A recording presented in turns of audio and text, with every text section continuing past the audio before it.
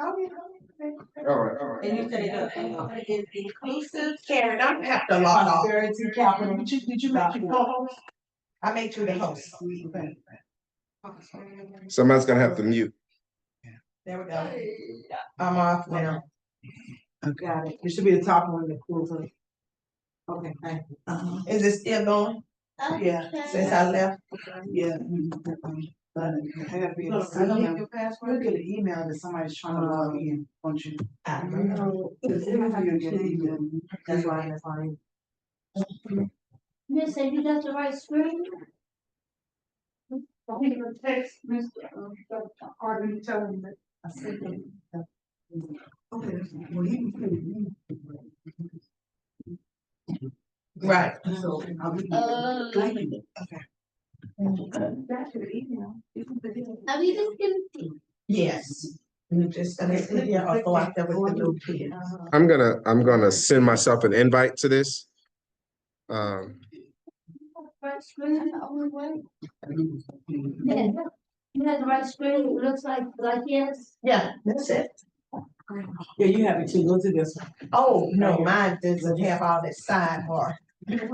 Right here. Let me just log in. Just click on it. You ain't gonna get off of that. Just click on it if you want to see what he's looking. I don't know, I just. Just click on it right here. They have a timer. I don't know. That how long we first here? That's how long we've been in here. Oh. Yeah, oh, that, let's see. Gotta get to this other one. Go to your phone and click 75 right quick.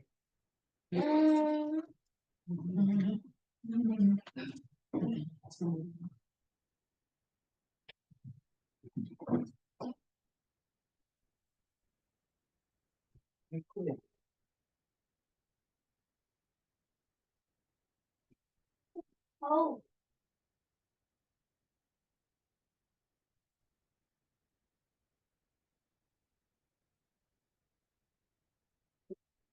Click 75.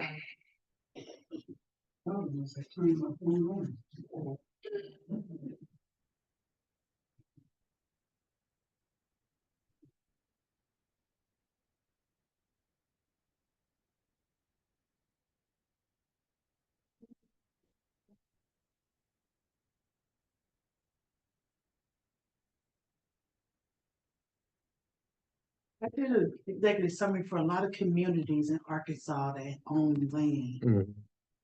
So this is the kind of thing that we could do for those small Black communities for us utilizing that land. You going through the website now? Because this about you're talking about I tried to email myself this thing here because I want to get it so that they can see my screen too. Okay. So it's not. There you go.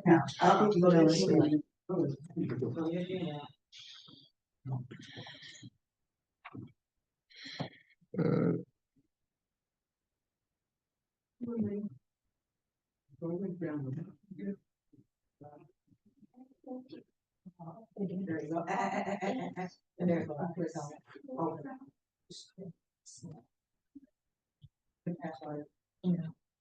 You know, it's.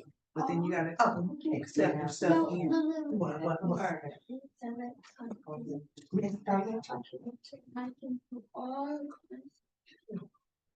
No, she's talking about. I can do. Right here. It's moving slow. I can do it all.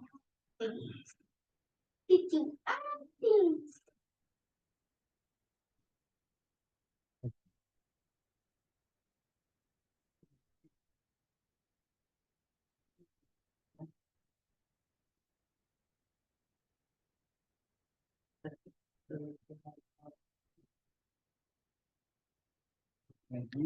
Working on your lifestyle? I said, you a pro at these meetings and lunching. Actually, one of my clients down in Texas, she's a chief of staff for Zoom execs, and so she's just amazing. She's always giving me updates and stuff on Zoom.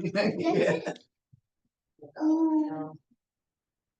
That says do, and then you add it there. Do. So I'm gonna admit myself here. Practice. Turn the Wi-Fi.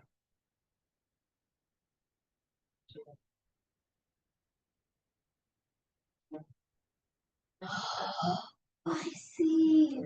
See him. Oh, We gonna do it. Why did children? Send it. It's two. Oh my.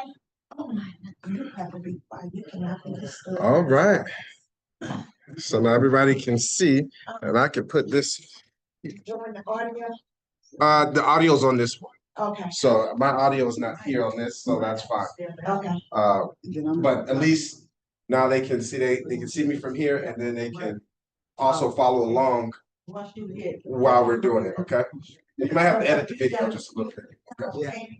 So I'm gonna share. You go be the photographer and take our picture in class. Yeah. Okay, I should be sharing the screen. Yeah. You thought I fired you here. You're rehired. I found you're gonna get your job back. So yeah. Yes. Okay, I think I'm over here. There you go. Being on the Zoom. Go back up here. Stop being fancy. Oh, you went. Right now. So. That's what it said. All right, everybody, we good to go? Yeah. Yeah. Yes. Yeah. Yeah. There you go. How we looking? Y'all good? Y'all good? You good? Yes. Oh, we Good need to to go? go to this site. Good to go. Time for video. I'm gonna keep on. I'm gonna roll so we can. This is yeah. I'm following you over. Okay. Folks, so a couple things when we're doing grants, right? Remember, this is our how-to session.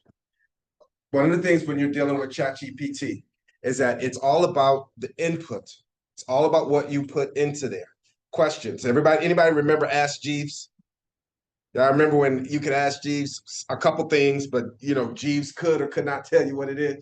Well, ChatGPT is getting us ready for the world of artificial intelligence. Okay, jobs as of right now are already being replaced by AI. Okay, one of the conversations that I was asked just last night from a gentleman, he said, "How do we fit into this puzzle of AI, into all of this new technology that is coming for us and to us?" And the answer is this: authentic intelligence. Okay, you have artificial intelligence, then you have authentic intelligence. But what is authentic intelligence? Authentic intelligence is the input, it is the wisdom, it is the experience of knowing how to critically think and put storylines together. You can ask AI to create a business plan for you for downtown Tulsa, but it won't know who lives there. Okay, authentic knowledge is I know the relationships that make this thing happen. Okay. And so when you start looking at where we fit in with all of these data center monsters and all of these other conversations, you got to realize that our people, us, we have to learn this technology now, all the way down from the youngest of 9 years old, all the way up to 90. Because this is how you can, somebody asked me about being scammed. This is how it happens, because we don't know the technology that's out there. And part of what this course, what we're doing today, I can't get into exhausting, but I will show you how to start to position yourself financially when it comes to asking for things and cutting out the work. You have to let ChatGPT be your assistant. It's got to be the person who does your reading and writing. Well, you have to do the reading, but it needs to do the writing for you. You focus on the reading, okay? Making sure it makes sense. But it's all about what you put into it. And what we're going to talk about today specifically is about how the solar industry, the utility industry, that's really what is going to be powering the grid. I was very serious about what I was talking about, 502 loans, which helps in the disaster. I got us stabilized. Remember, we're going to control regeneration. We're going to get ourselves stabilized. The next question is, how do we get ourselves sustainable? Okay, how do we keep it going? How do we make sure that we can start drawing from the well now that we got everything under control? Part of what happens when we are being gentrified, here's the reality, is that they don't care what has been sustaining the community. So when you knock down a building, they don't realize that building was actually sustaining 5, 6 families, which equated to 6, 7 houses, which had 4 or 5 people, which equated to almost 50 people, which was half the church. Did I just see how I did that? And so one of the things that investors do when they come into these properties, they come and they say, oh, well, I'm going to fix up my community. And they put in $40,000 into a property. And then they say, well, somebody's got to pay the rent. They could live on the street next to it. And they know they can barely afford theirs. That's why they wouldn't do it. And they go charge the person the same thing. They say, well, I got to make my money back somehow, Nate. And they're right. They have to make their money back. But the question is, how do you make that money back? And how do you make sure that whatever programs, whatever projects that you're putting into your residential communities to save those communities, what is it that you're putting to supplement? What are you doing to help with the lifestyle? What are you doing to give them something to learn from? Work, live, learn. Okay, those you're gonna hear me keep going back to these 3 areas: work, live, learn, because it's important that when we decide to come out with our programs and what we're trying to do, we are not just investing in a property. We understand a family who may be living on a modest income. They also need to do some learning. They need another job. And we cannot sit back and act like it doesn't. If you're going to charge market rate, well, then give me quality.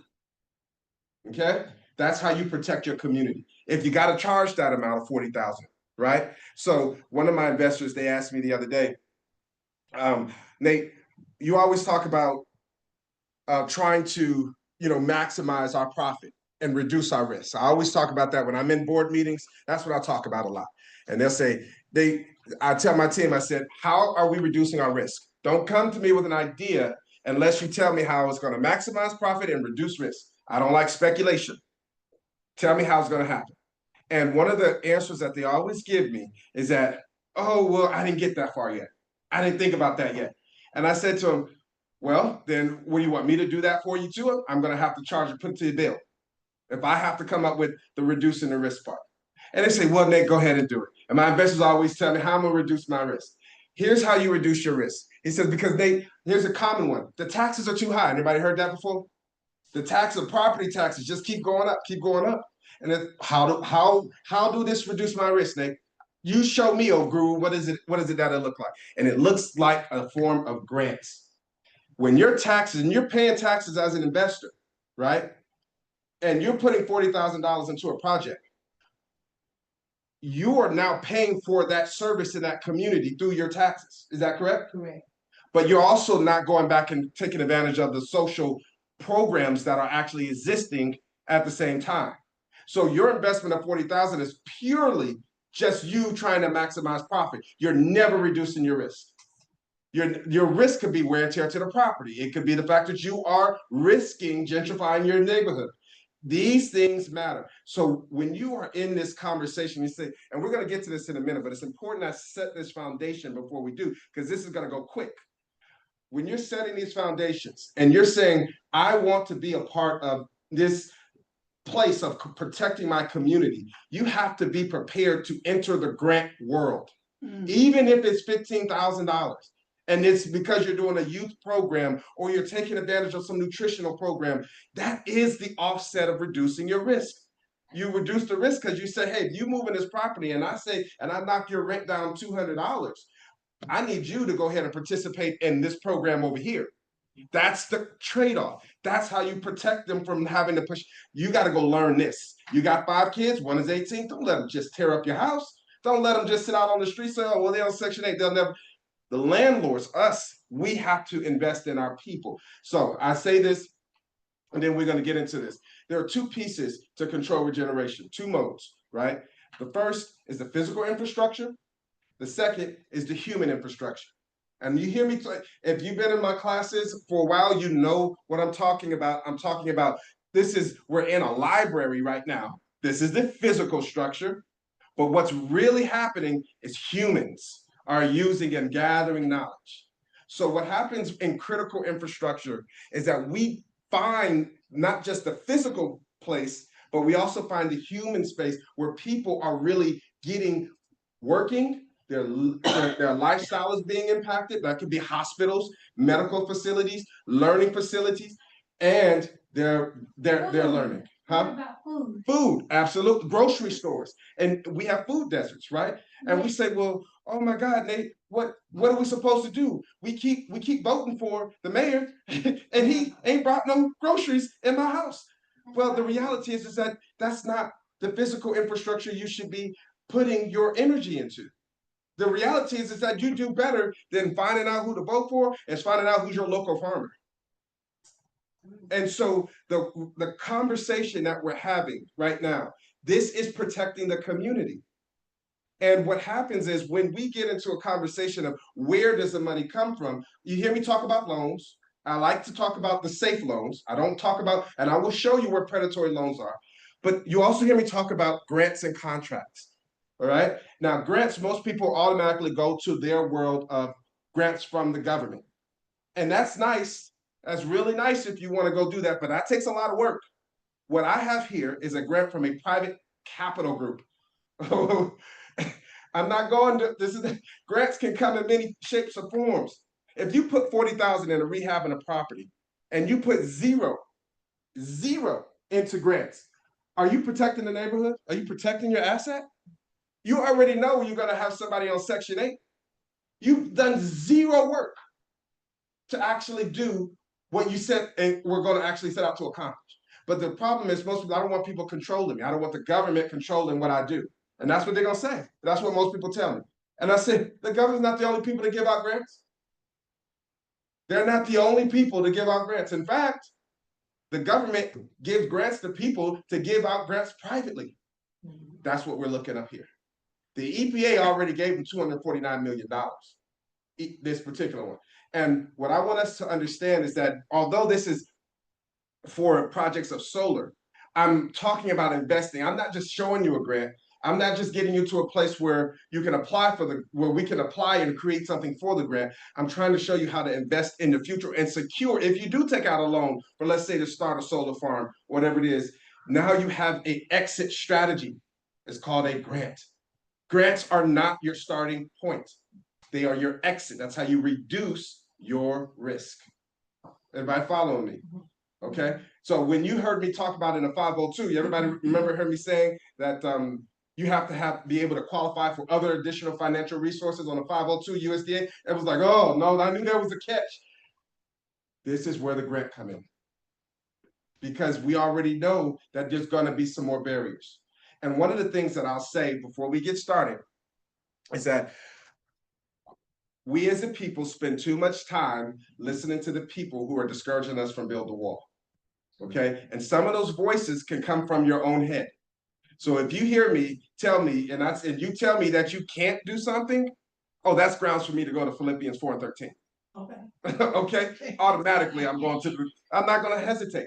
So the moment that little voice tells you that I can't do this, I need you to replace that with Philippians 4:13. Anybody know? Well, I can do all things. there you go.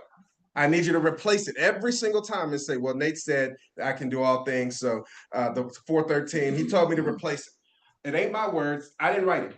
It just works. Okay. I'm just going to use what I have. So in this conversation here, right, what we have to do, and this is what I'm proposing for our people, is that we start to create our own utility markets from our farms. We have the lands. We have the land. We're not poor. We just haven't figured out where our oil is next. And once we start tapping into our oil, best to believe, yes, there are going to be the Shabbats and the Ammonites, and they're all going to be coming around there laughing until they realize that half of Tulsa's farmers have solar panel, and now we've got electric vehicles, and now we have put their convenience stores with the Arabs out of business. Because now, the only thing we're going in there is for some chips, and we're going to stop doing that. You see what I'm saying? And this is how the Green Book was established during a time of discrimination. We got away from the Green Book. Everybody wants to go. We asked this question about Black Wall Street. What is it? The Green Book was part of Black Wall Street. It was how we move. It was transportation. I talk about travel with some folks, and I know there's a whole lot of, multi-marketing level things that they talk about. I don't get into all that. I will tell you that travel is important. And for us, it is an industry because we like to experience some nice stuff. We know how to have a good time.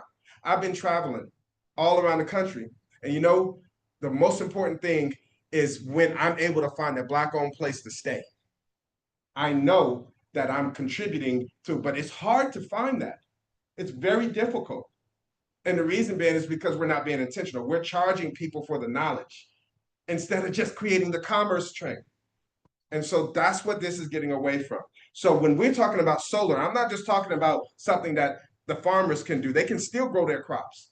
What I'm talking about is being able to power our transportation system. It's a new form of boycott. It's a new form. We're going to put the oil people out of business because we will no longer we'll have our own energy. And that's what I'm talking about. Yes, you got a question back there? They say, Nate, you gonna really do it? I can do all things. I go to Philippians 4:13 on. So how do we do that? Okay. So you said the first place, if you're not doing a loan, I got this thing, let's reduce our risk. How much time we got? We got some good time. Okay. So this program here is called Yeah, I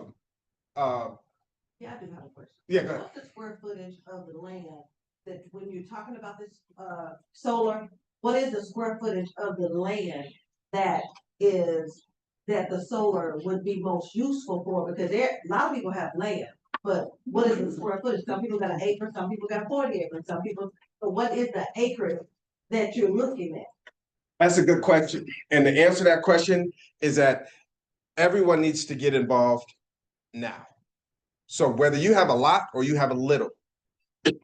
I'm saying to solar, what you're saying is solar, these vehicles.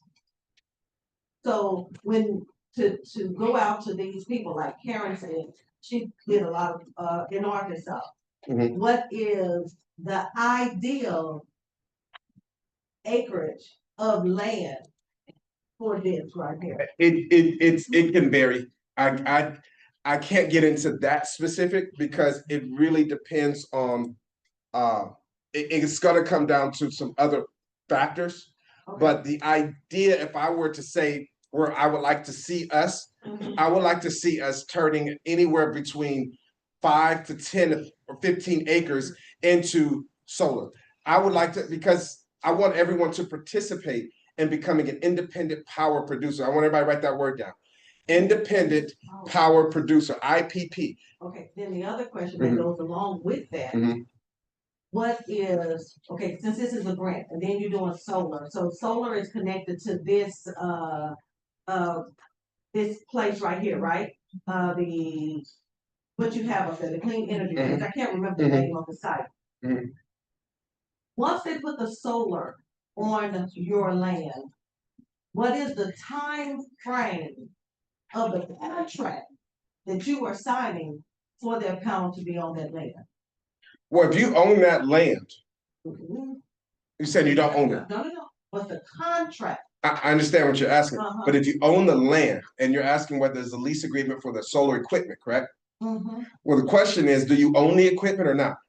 Well, that's where I'm going to, because if you're getting a grant to put it there, are they allowing you to purchase it? Okay, And for let's what to do. Remember, we started off with 502 and 504 loans, right? Yeah. 504 was for the equipment, real estate, and other supplies, right?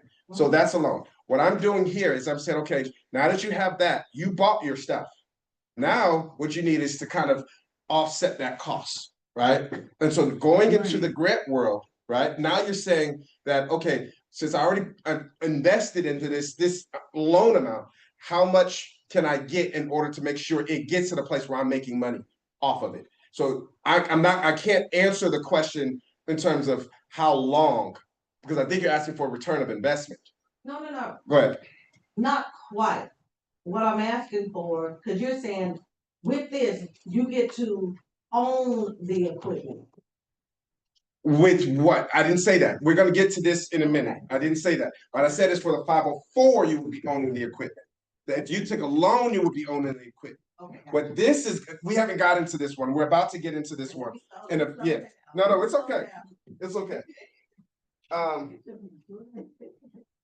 Right now, I want you guys to understand why I'm shortening before we get into what the grant is and what it looks like, because I just want to show you how this works. So what they do is provide the investment capital and offer financing programs dedicated to clean energy by building electrification, resiliency, that keyword resiliency again, right? Remember, to organizations, projects, communities, initiatives that benefit underserved communities. Discover our financing solutions here.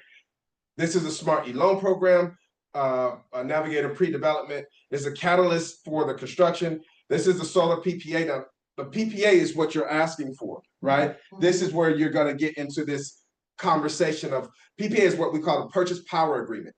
Okay. And so when you get into this, this is where you're going to answer something, where you're going to get some of those questions answered for yourself. Okay. I'm going to click on that just for a minute because I don't work for this company. But by the way, guys, this is not my company. Okay, my job, I'm only going to go to the RFP that's out. I wanted us just to do a grant together so you can see what I'm talking about. When you get into some of these PPA, here we go. I wanted to start here. We know that financing can be a major obstacle for solar industry, especially for small behind-the-meter commercial or community solar projects. This is some of that question that you were asking about how big should the project be. You're going to have to understand the structure of a PPA. And most of us don't have that information regularly on hand. Most importantly, most of us don't have a financing package regularly on hand. And even more than that, we don't even know who we got to report to, right? We don't even know how to keep up with the reporting, right? And part of what we have to be, and I'm asking us to focus on, is to become that party, those people who are not only overseeing our stuff, financing our stuff, but also negotiating our own contracts and purchase power agreements. This is coming, and they're going to hit our grids first. They're going to make us pay their utility bills for the data centers. I need y'all to listen to what I'm saying. It's going to happen no matter if you like it or not. So if we get ahead of this now, what happens is we offset our costs. Now, people are putting solar on their homes, and I see that, and that's great. But I'm talking about doing something with our farmers so we can start now and focus and no, we want to build our own transportation line. While they think but we're also really protecting our community because I know what's coming next. So what you're going to be looking at is some of that PPA, some of that contract. Now, how do we get to a place where we are the ones controlling this commerce, this particular market, this industry? And that is what our grant is on. So let's go pull it up. Where are we at? No, oh yeah, come on.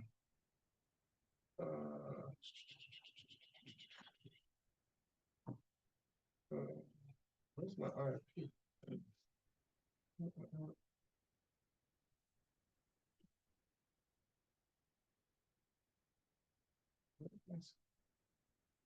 Oh no.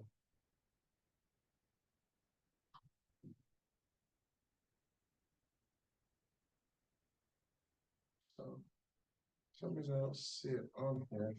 Huh? I miss it. Hold on. Take your time.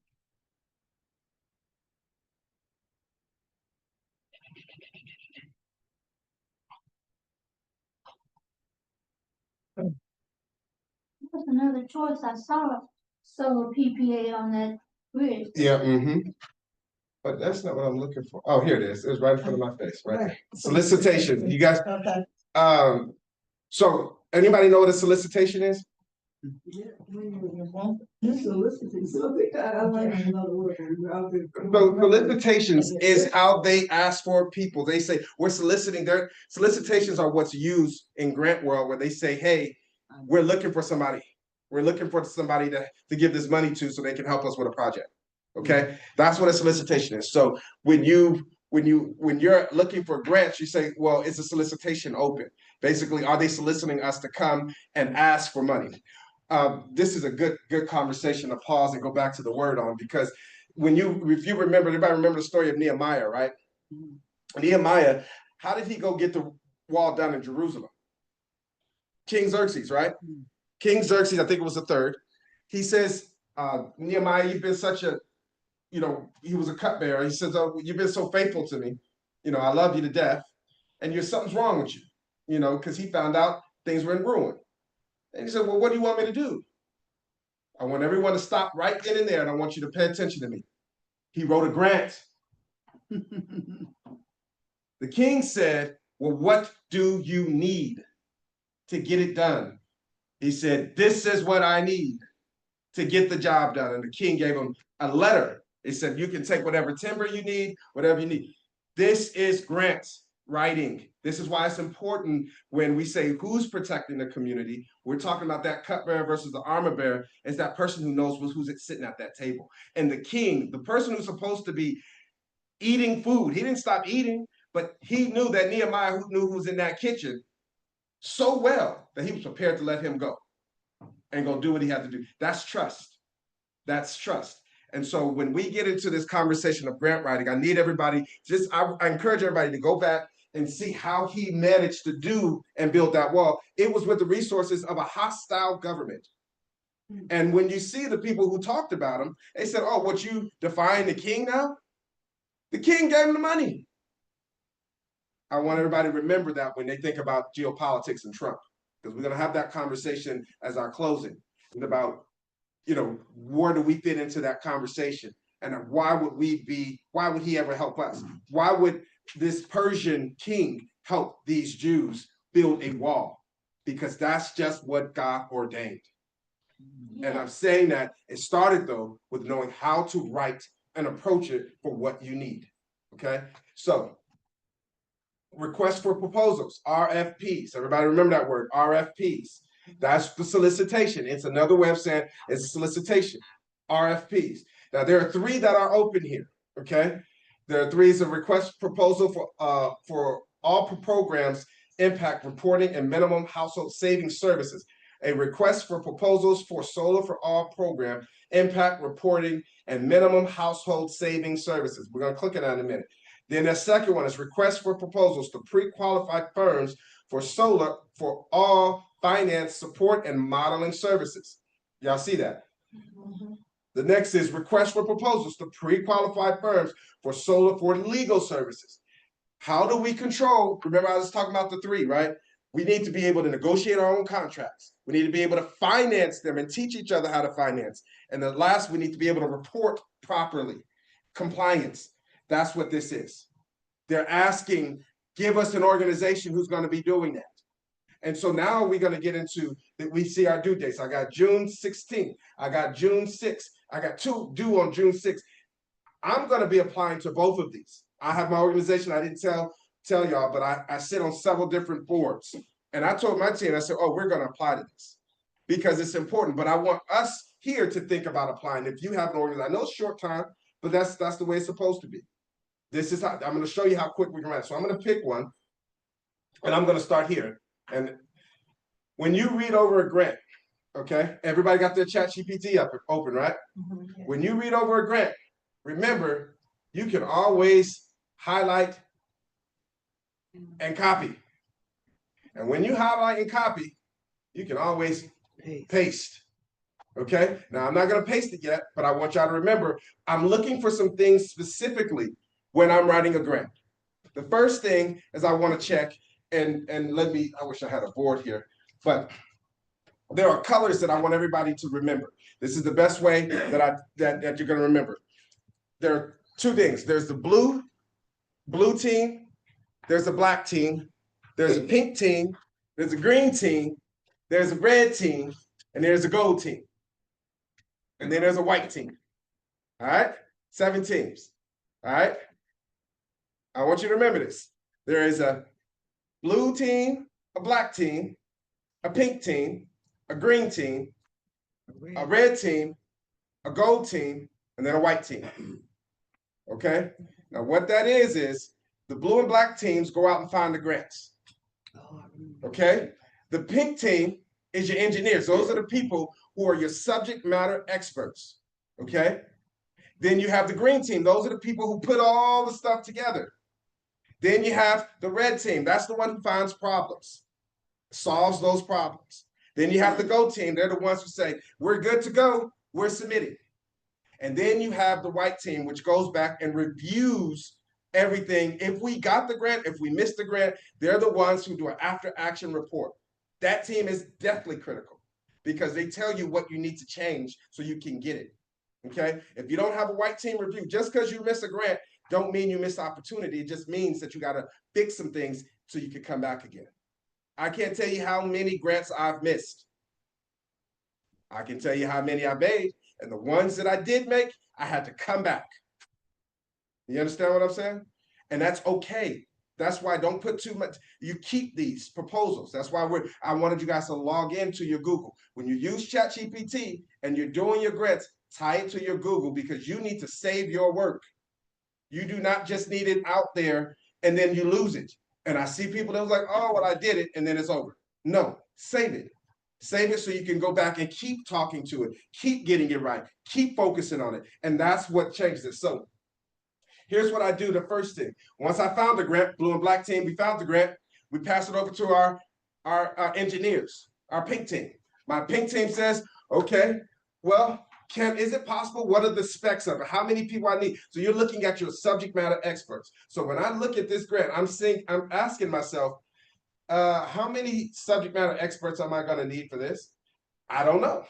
So here's where the most important thing comes in. If you don't know who the subject matter experts are, you need a teaming agreement. Okay? You need a teaming agreement, TA. That's what that's for, a teaming agreement. What the teaming agreement means, and this is, remember we talked about we do 100%, we do 80, we get 20% of the contract, but do 100% of the work. That's the teaming agreement. That's because people don't know how to properly get their teaming arrangements correct. And so what they end up saying is that I'll be the subcontractor when they're really qualified to be the prime. And they won't even know how to negotiate a 49-51 split. Instead, they'll be negotiating a 20-80% split and do 100% of the work. Okay? So it comes down to the teaming agreement. So in your pink team, that's where you're going out finding the help you need. Okay? But before you get there and you say, okay, I got some of the help I need, here's the most important thing that you'll have to kind of interchange back and forth between your pink and your green team, and that is eligibility. So the first thing I look for when I'm writing a grant is going to my green team. I'm automatically in green team mode, and I'm looking and I'm saying to myself, am I eligible for this grant? So that's the first place. When you pull a grant, you can go through the background, and we already kind of know the background. I kind of gave you guys some information that this is a $249 million grant from the EPA. Here are the proposal guidelines. Any firm responding, that's us, submitting a proposal in response to the RFP shall submit its proposal in a manner that forms the instructions of that RFP. Remember, do not make up your own rules when you write grants. Okay? This is really important. Don't make up your own rules. Figure out what they're saying to you. They're telling you exactly what they want. It's our job to read it and give them exactly what they're asking. Okay? So when you say, what do I do? Don't talk about what you do, what your vision is. Talk about what they're asking for. Now, if your two visions align, that's the ideal grant. That's what you have to show, that my vision and your vision align. But I'm giving it to you in the way that you want it. Here's a good way of remembering that. Anybody here bought a house before? You went through underwriting, did you? And underwriting was a beast, wasn't it? Because the underwriter wanted it their way, didn't it? And it took you 45, 30 days to get it just the way they wanted, right? Now imagine if you had those guidelines before you asked for the loan. Imagine if you knew exactly what they wanted before you did. It'd be a breeze, wouldn't it? Right. I want you to see the same thing here, except they're asking you exactly what they want. They're telling you the matrix, the underwriter. You have to become the underwriter first with the grant. Okay? You have to be the one to say, listen, this is everybody remember LTV and debt to income ratio, and I gotta have this down payment and this. I want you to kind of look for that first. what are the eligibilities for this? What is my underwriter? Let me put my green team hat on. Okay, let me see what this is as we're putting this together. You want to make sure you know, because it may change who you need on your pink team. Okay, everybody remember the pink team is your subject matter experts. I'm gonna keep going back and forth to this because this does not just apply for grants. It applies for any proposal that you do. From now on, anything that you write up, you should be thinking, I got an opportunity, I need a team, make sure I'm eligible for it. I got to do some underwriting. I need to make sure I clear out any red flags. I need to know who my major stakeholders are going to be. And I need to make sure I know why I did or did not get it. Okay? The pink team was engineers. The pink team is engineers, subject matter experts. I also engineers. I use SMEs. That's what we. Like how many people you need? So here we see you eligible respondent must not, right? So they have the do nots here.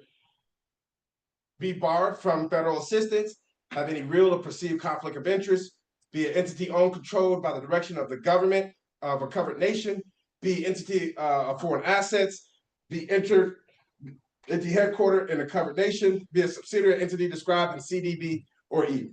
Scope of service. Now, the scope of service, when you're doing this, you're going to say, okay, what is it that they're asking me to do? Once you see that I think I will be eligible for this. I'm not just sure yet, but let me just make sure that I'm eligible. Okay, it looks like I'm eligible, but keep that green team in the back of your mind as you're going through this grant, okay? And what I normally do is that you'll see me, I'll be highlighting things. As I like to print stuff out.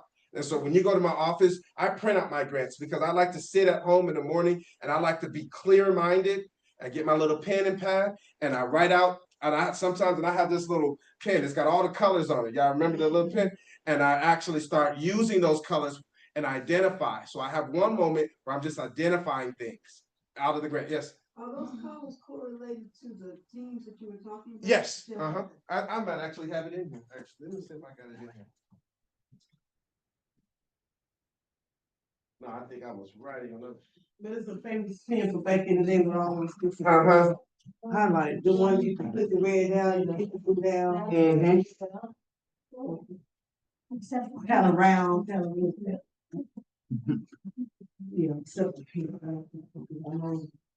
Green. Yeah, the blue and the black are the grant finders. Yeah, man. It's here somewhere. I'll find it later. But that's what I use. I use one of those pens and I kind of highlight things. And when you have a team working with you, it makes it even better because you can separate and say, you take this portion, you take that portion, you take as a leader, as an organizing planner, half of the time I have to do, because I can't go through everything. This is why I couldn't write everybody's grants and executive summaries, is because you don't realize how many teams I have to work with just for one. Because if I miss something, another team member's got to catch that. Right? Because I may be seeing a project in the scope of work, but I'm also thinking what is the stakeholders position? I'm thinking about a whole lot more that goes into that. I can't just sit down. If I sit down and do it for one, everybody's gonna ask, but they don't realize the man hours it puts into just one grant. So here's one of the things I'm gonna show you guys.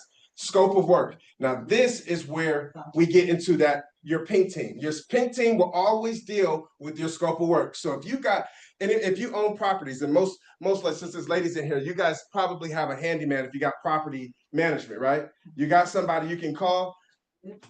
This is what you do. You highlight that person, you highlight this section, and you send it right on over to them. Okay? And you tell them what you're looking for. Right? Say, I need you to review this and tell us if we can do this. But in this case, we're saying the scope of services on this RFP is program impact reporting.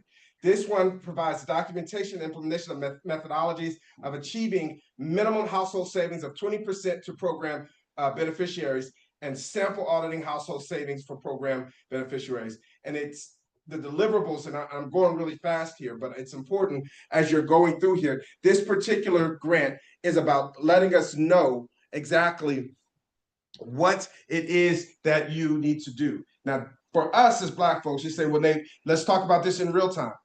This grant tells us how much money we're saving. And so they're looking for somebody to help them, okay, to actually help them figure out how much each household is going to be saving and then report it back. Isn't that something, huh? They're asking for us to do that. That's what this grant is doing. So when we get into a conversation of who went where and how, here's the easiest way I like to do it.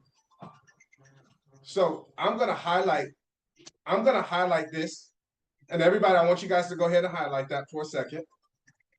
And I want you to copy it, and I want you to go to your chat GPT. Now remember, we talked about using chat GPT. It's about input, right? So I'm gonna ask chat GPT to summarize the scope of work for me. I'm gonna say, hey, I'm gonna say, summarize the scope of work here. And then I'm gonna paste that there. And I'm gonna wait for ChatGPT to give me a summary of the scope of work. You see how that's working? And you see how it just came and make it very simple for me?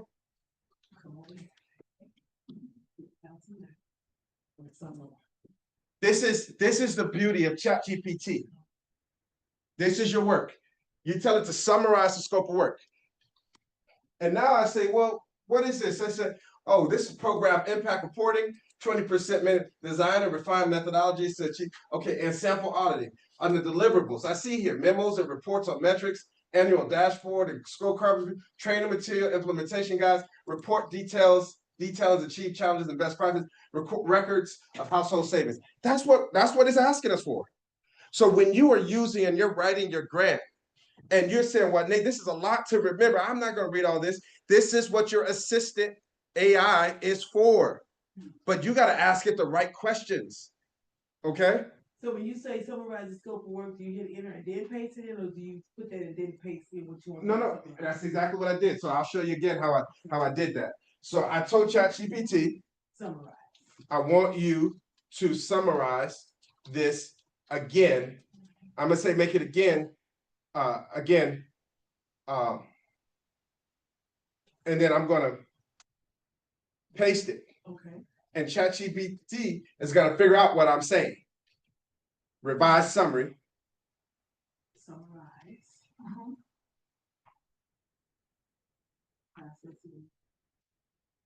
See, I think it's stored because it was different first time, so the second It time changed, didn't it? It changed. It changed. It's looking like yours now. Uh-huh. I was wanting to see was it gonna change? Yeah. And this is important because now that I have this, now I've got a scope of work and it's summarized. Now this is the beauty of this is what I'm about to show y'all. Now I'm gonna go back to my grant. Okay. They say, Nate, why are you going back to your grant? Because now I'm going through the evaluation.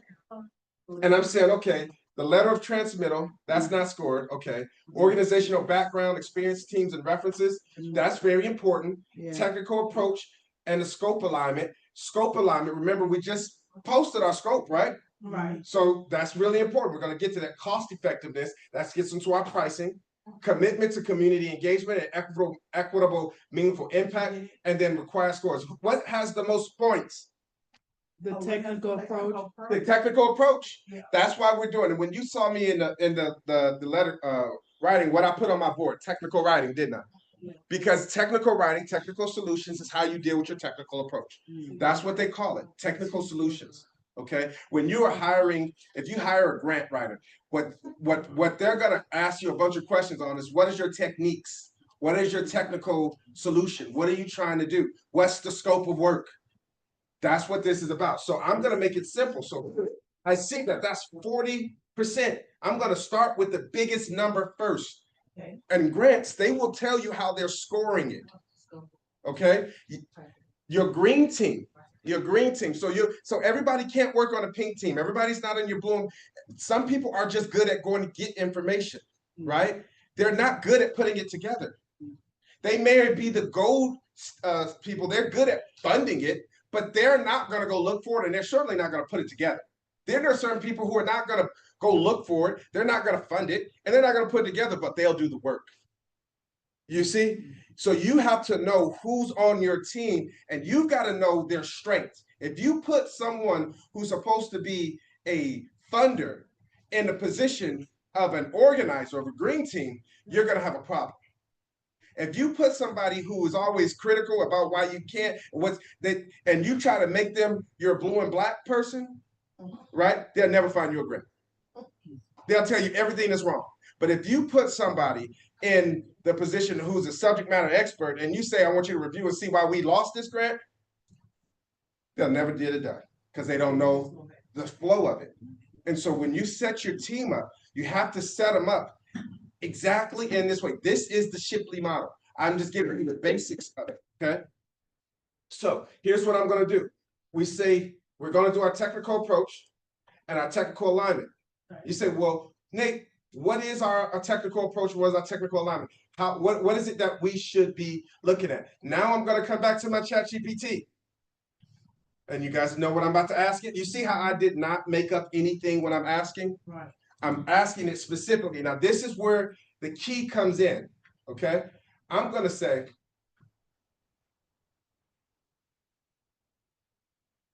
I'm gonna copy that just because I want to. And I'm gonna say, create a work plan that, and then I'm gonna paste it, that has a technical approach and scope alignment with the, I'm gonna use this one, the National Association of Blacks in Solar, okay? And Black Wall Street, USA. Now you see how I'm asking ChatGPT to add specific things? Include African American, watch this, subject matter experts in Tulsa. You see how specific this is about to get? Include a focus on farmers and recovery from natural disasters and man-made issues. Also, and this is where most people, this is where your critical knowledge comes from, okay? And what I'm showing you right now is what you put into ChatGPT, you will start to get back, okay? Also include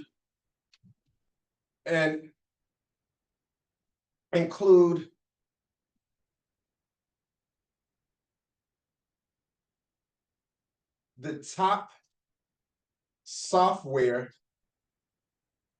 available. No, I'm actually going to say websites. Include websites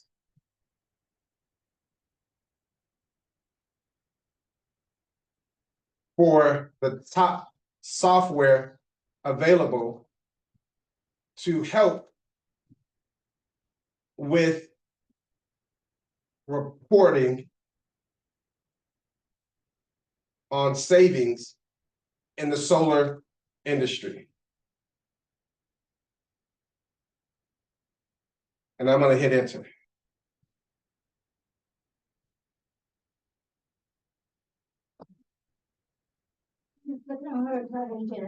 No, it's okay. Wow. Those that include too, activities, inclusive report. What you got there? Got a whole work plan, don't you? But my brain worked different, Mhm. so I went to where, No, it's okay. You went to another city? yeah, No, that's perfect. That's exactly what you get. I have a community-centered impact framework and give percentages, agriculture, disaster resilience, technical approach to scope, give community engagement and technical feasibility, But remember, design and training, design and training.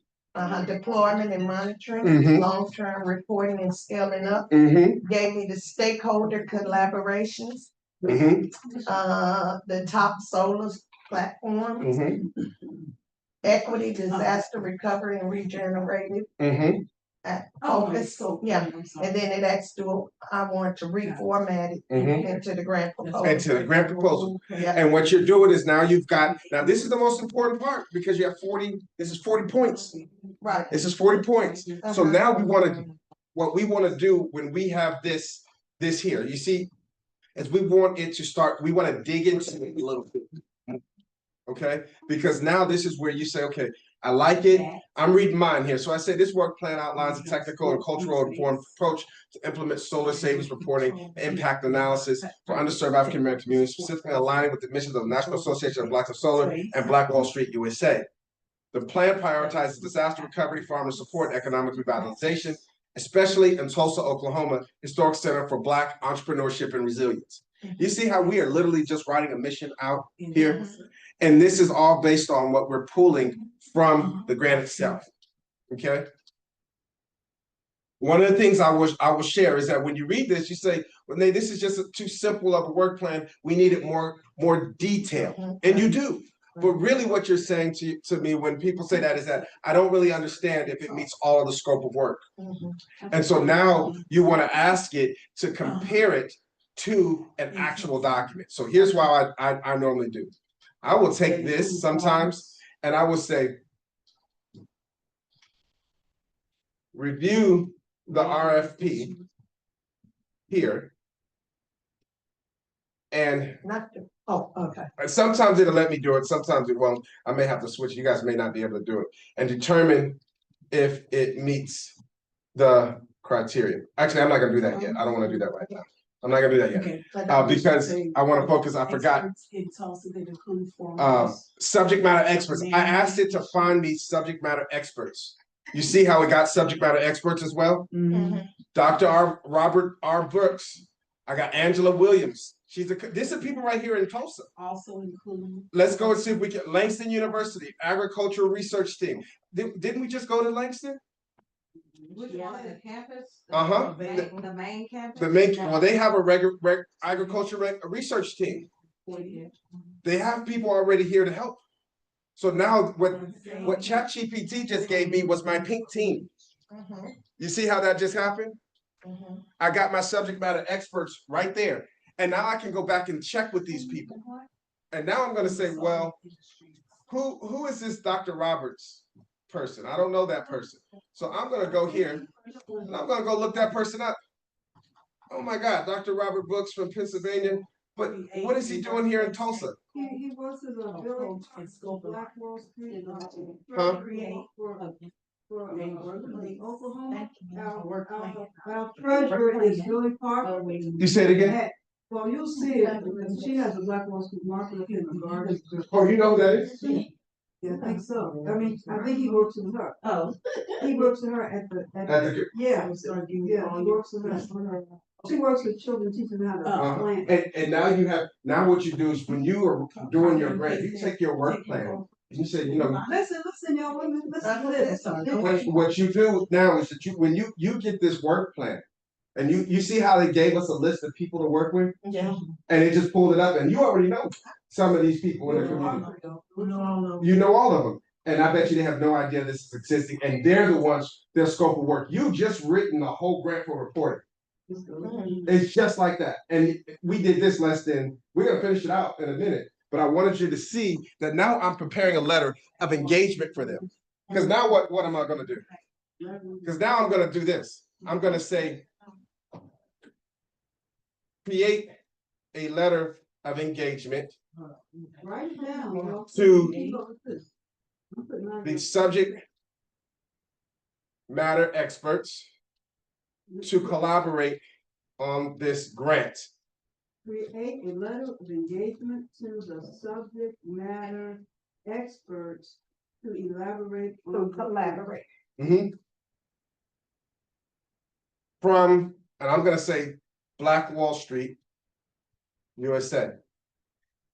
You said to collaborate? To collaborate. Now look at this. What it's doing is it's creating a letter to those individuals that you guys just said you know. Yeah. And now you're asking them, and mind you, I'm still in the grant. I'm still in the same ChatGPT, aren't I? Yeah. That means we still got more work to do just on this one. That's why I say I wanted it on your Googles. Because you may come back, you're gonna get more information when you talk to them, and you'll be able to plug it right back in.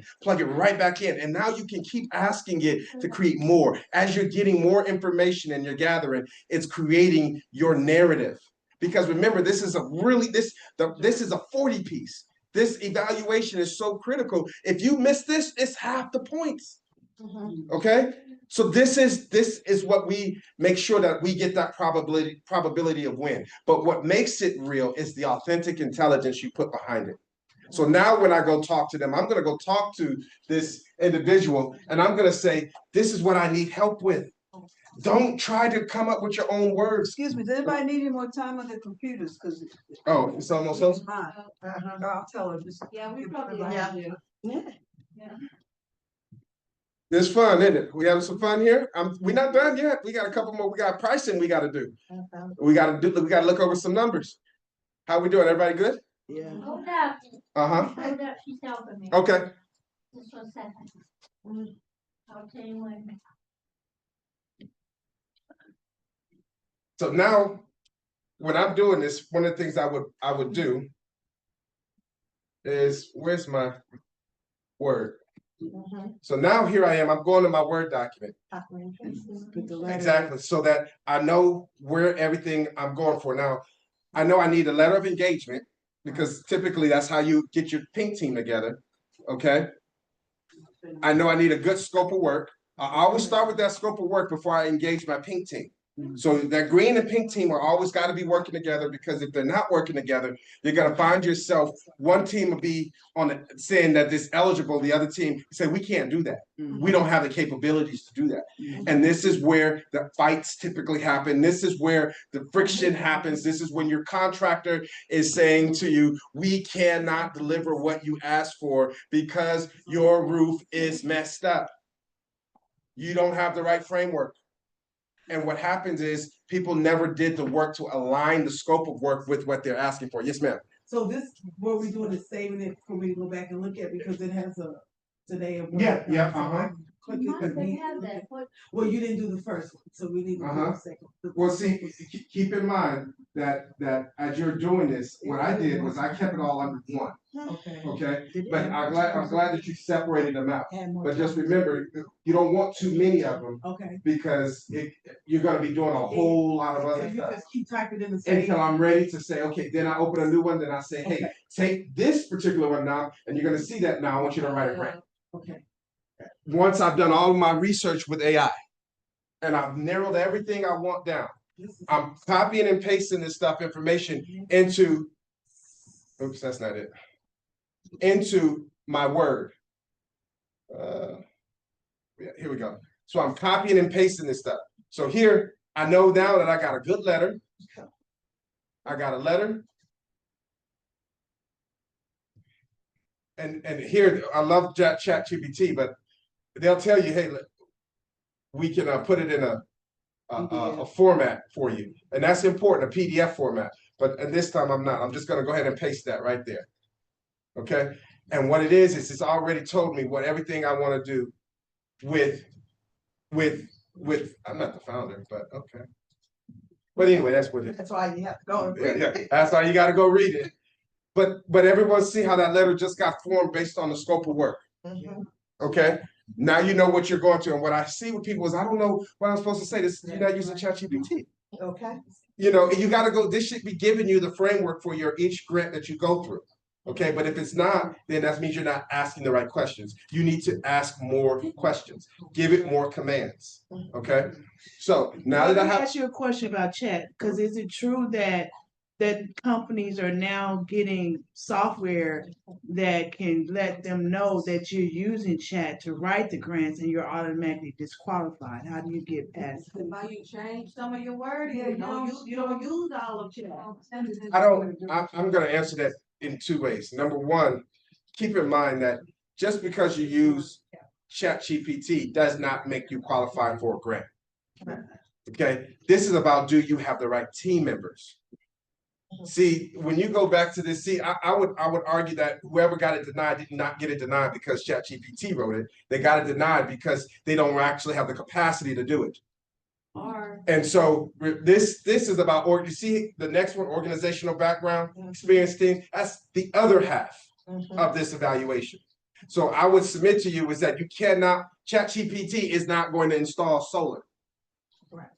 And we can figure that out. I can easily figure that out when I see who you have on your team. Because if you haven't consulted the big guys, who I already know are in the area, then I know that you're not real.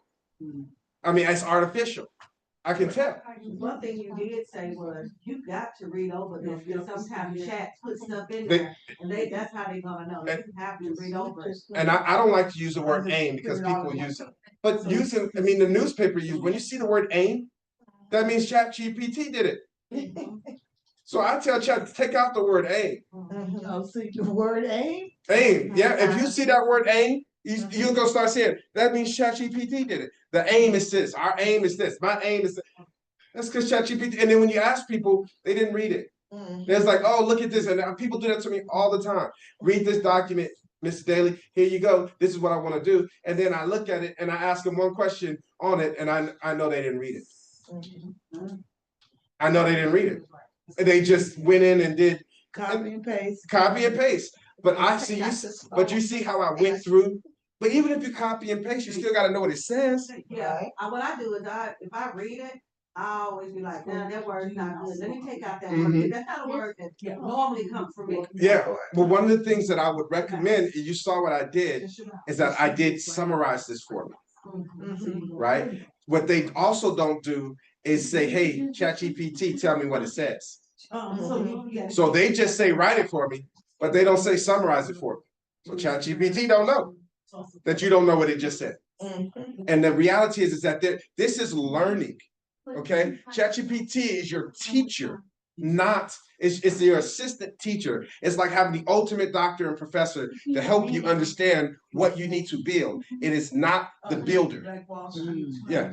And you have to realize that ChatGPT, people are installing stuff in it. Not everything is correct. So let's ask. Not everything is correct, which is important. Because if I were to say make a work plan based on this, then it'd be a problem. But this is where you get into that pink team, that conversation with your pink team.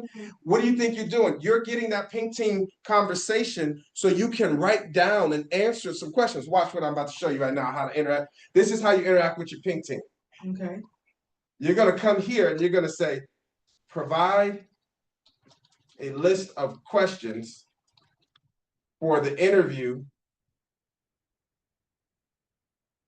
with the subject matter experts to determine their, watch this, experience, qualifications,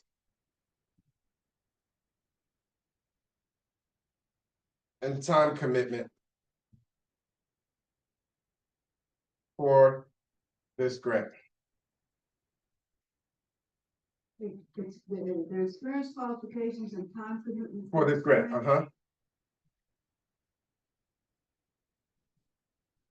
So now when I'm going there, but see, it's all aligned with what my scope of work is. You see, if you don't have that scope of work from the very beginning, that's your work plan. And most people don't know what that is. So when they go in, they don't know how to tell ChatGPT, I need a work plan, right?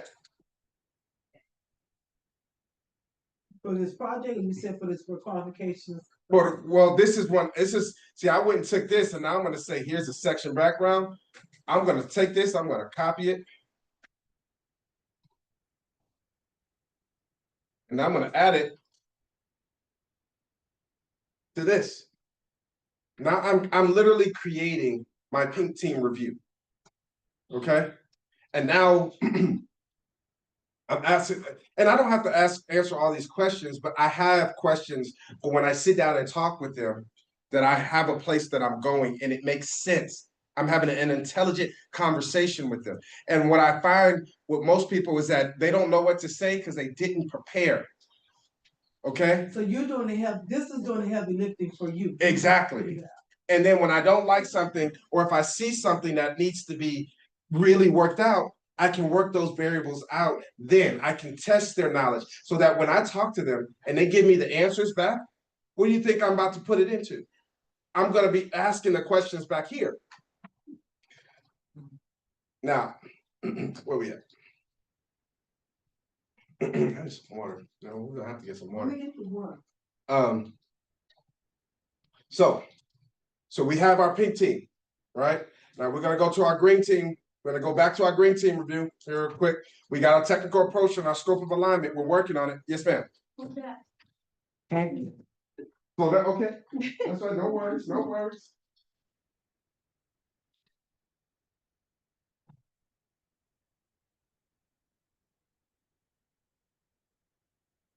Lunch here.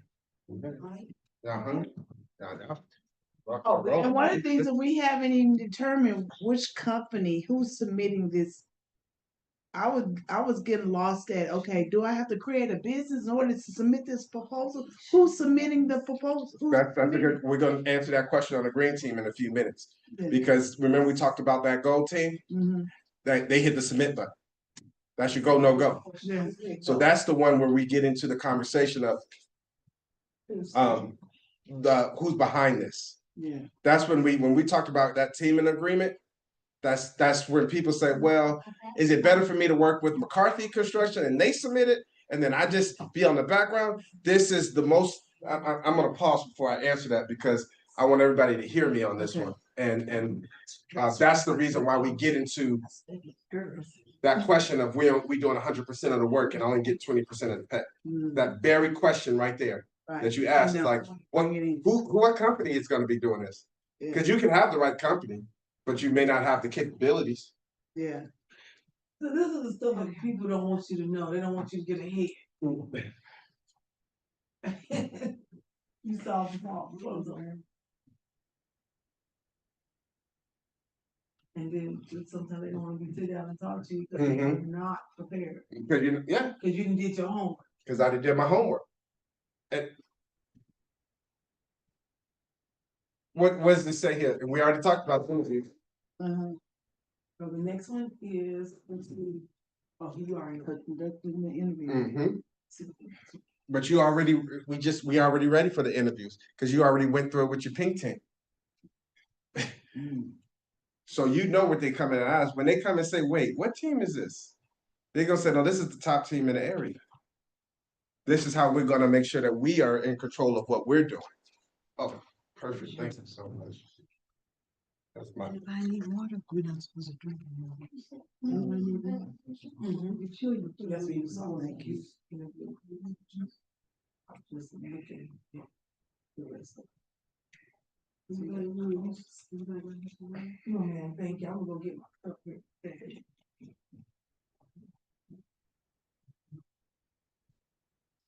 The drawing, yeah, okay.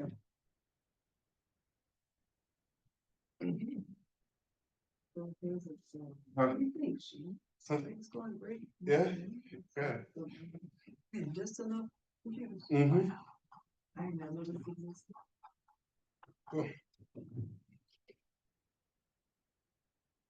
I can maybe order some pizza or something. Papa John or something, have some pizza or something delivered. Let's you're going somewhere. That way it can just be here. I'm just reading the rest of them. Want to pause? Yeah, because we can take a little break because I know we went through quite a bit so far. So you want to show us how to do this calls proposal and stuff. Just this. She said, just that simple, huh? But knowledge is powerful. Knowledge is powerful. Authentic knowledge is powerful. Artificial knowledge, that's just the money game. I like when the light bulbs start going off, and then people are like, wait, that's all you did, Nate? Now imagine before AI was there, I had to do this stuff a lot by hand. But now that it's can go faster, now I can teach a lot crisper and move a lot faster than I would before, which means that sooner or later, AI it's all about making sure you can do the job. Yeah. You gotta have the skill. AI is gonna know where you at if you can do it. Is there a particular type of pizza you like? Oh, thin crust, something simple. You went to the crust and not necessarily the meat. Let's do pepperoni or whatever, pepperoni. Okay, so I it's know. nothing that you don't eat. No, No. I don't eat liver or sauerkraut. Okay, I don't eat liver or sauerkraut. What y'all getting? I was Pizza, just she wanted ordered the us a pizza. pizza. Somewhere. She Papa said John. Papa John. Why? What you bounding up over there for? Okay, what you suggest? You live here. Yeah. You I know, mean, they not gonna give no one. Well, I was gonna get you a vegetarian. oh, I like That's veg. good. I mean, cause you I got, like vegetarian pizza. you Yeah. got, I mean, no, you got Empire where you can get, have you ever been to Empire? The pizzas are like real big. They're delivering. Yeah, they kind of, they. No, I said they're about But big. yeah, so they both good too. Are they delivering? Cause that's why I'm having ordered delivered here. Oh, they do. Yeah, we can just in about 5 more minutes. We're gonna get back started again. I'm gonna rush you. Do that. And then we're gonna keep going to the cost proposal section because I know that's the other section I want us to make sure we have because numbers is where people get tripped up at. I'll go get it. Cause it's down the street. It is like Andolini's, like she said, it's down the road. So which one? So I can- Empire, which one you think? Empire and Andolini? I have both. They kind of run neck and neck. They do run neck and neck. Now Empire's pizza ain't as greasy as Angelina's pizza. Exactly. Exactly. But they kind of go neck for some pizza. And then like if you like gluten free, it's that one pizza place over there off of like X or whatever street. Yeah, gluten free. So you're from Texas? It just says in here. You gotta put Sister Rahima, I was gonna order some pizza and have it delivered here. Is that okay? Is that okay?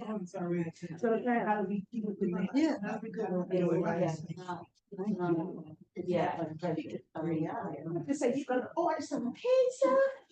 She missing it. Pizza. Excuse me, no ma'am. You got Mazio's. You said down the street. They're all right down the street. Whichever one you wanna go to for the call. They're all the same distance. You got whatever one you just named one that was. Oh, she said that's easy. But you need to look at the pieces to make sure you. Right on. Yeah, right here. So Huh? You know what you don't like it. It's gonna be. Oh. Which is a regular. What you talking about? What is it, fancy? I should know your butt. this right, I think is what you're talking That's my phone up there.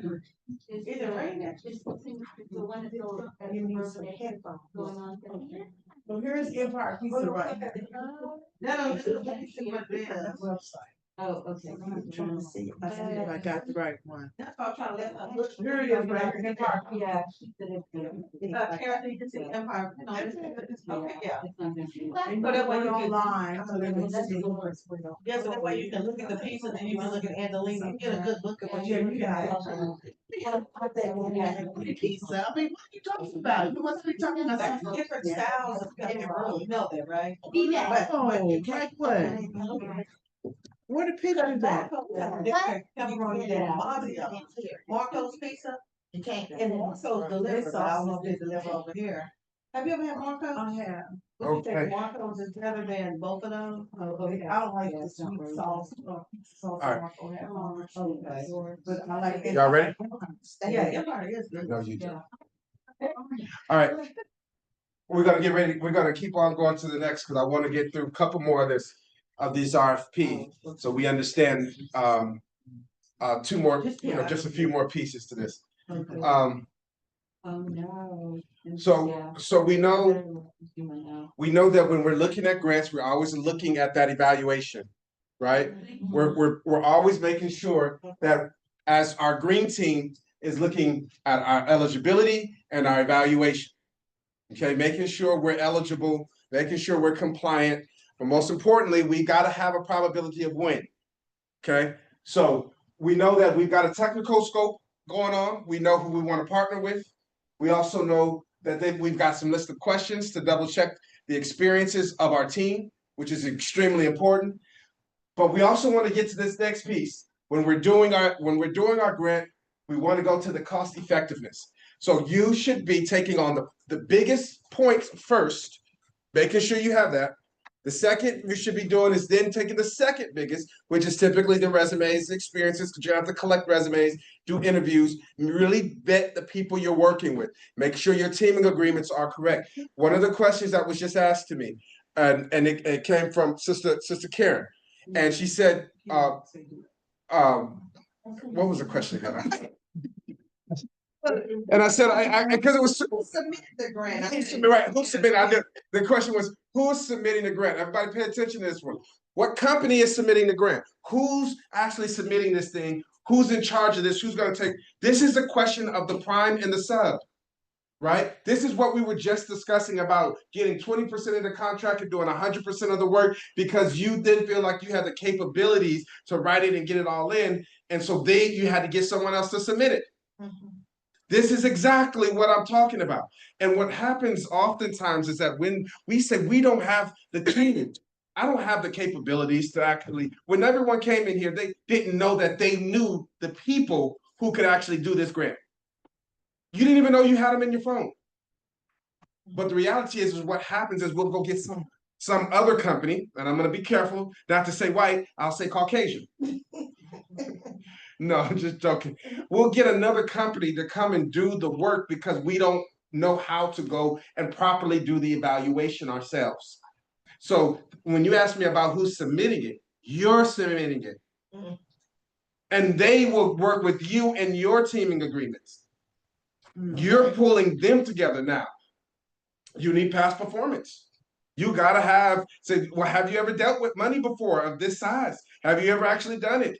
And this is where the cost proposal becomes important because now you got to see how much money, okay, and who is on your team and how much it costs. Yes, before I go there. Okay, so we're speaking about money. That's where I'm going. Okay, so in writing these grants, a lot of things cost money. How do you put in the grants about the cost effectiveness of what you're doing with the money that needs to be spent, like trying to example of writing a bill and writing a grant. If you're writing a bill and writing a grant at the same time, looking at the money aspect of it so it can pay for it. Because they're always looking about where's the money gonna come from. Clean that up for me. Clean that question up for me. I'm confused because I've been trying to figure that part out. So let me see if I can clean it up for you. Okay. What you're trying to do is figure out your pricing. How is this gonna pay for this?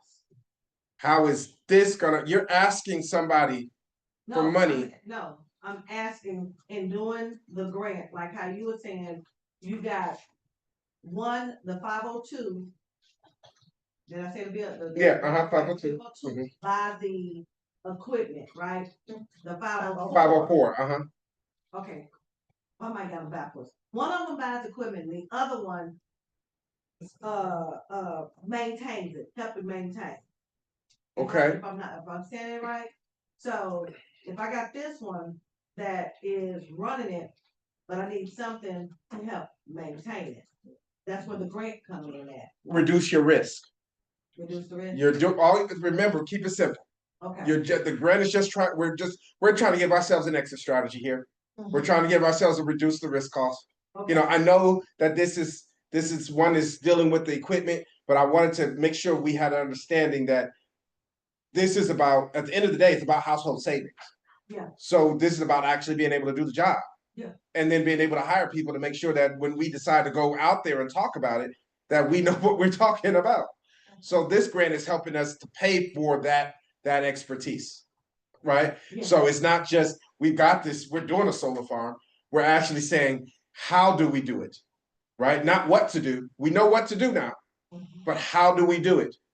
Okay, that's what this grant is for, the how.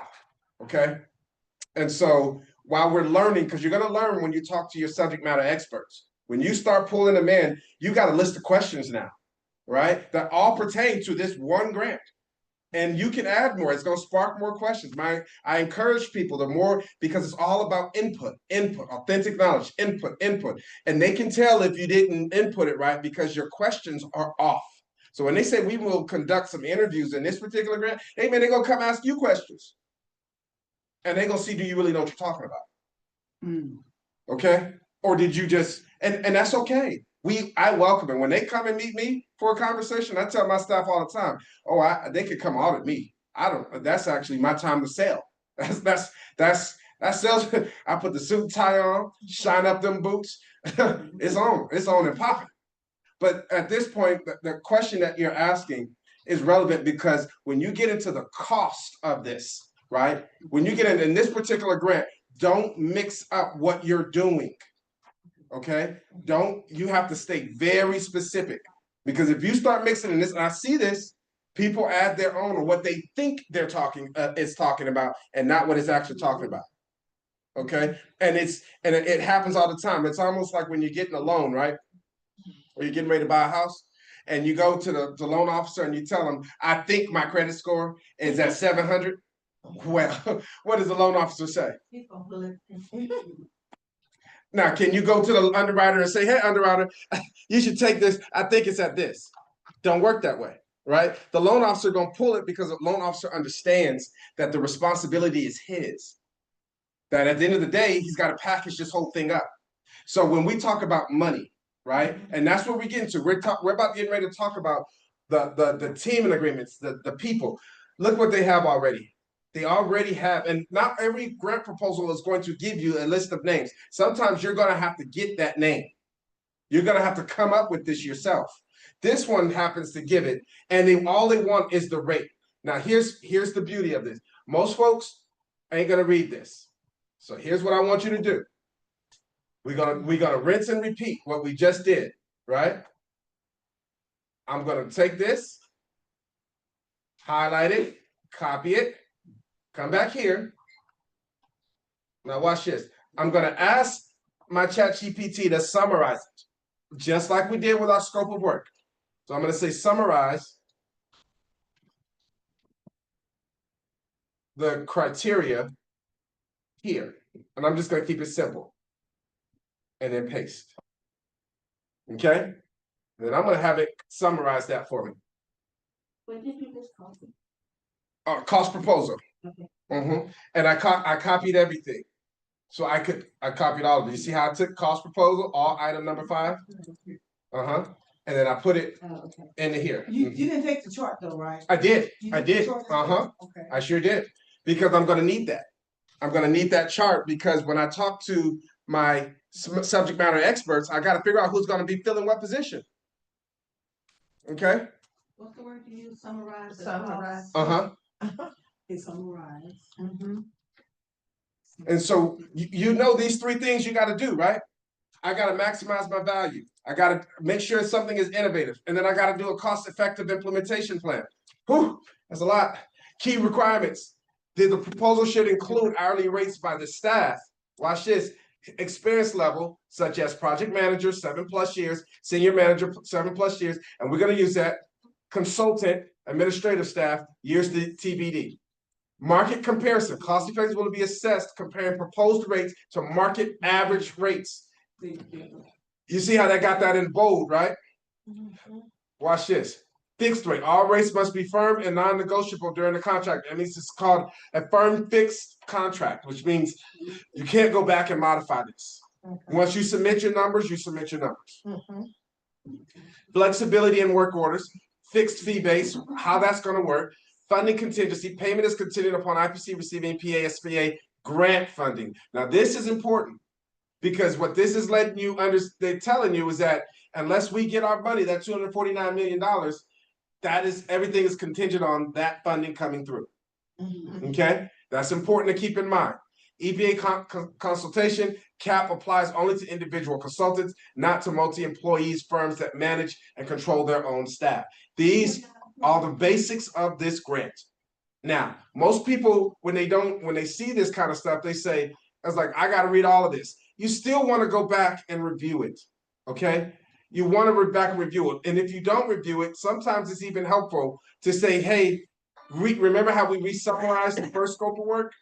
I'm going to tell it to re-summarize that scope of work because I want to get something different. I want to see if it pulls out anything else.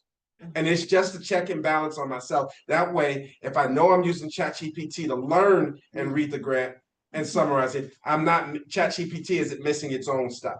So I Mhm. tell it to summarize it again and make them, and this time I tell them, tell them to be more specific on another subject, okay? But in this one, I'm gonna actually ask it to summarize one more time.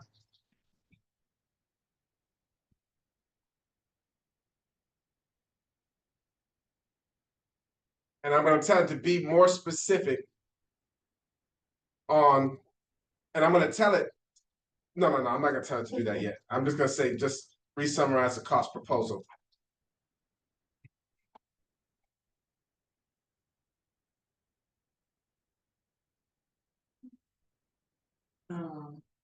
Did you say re-summarize? the Mhm. cost?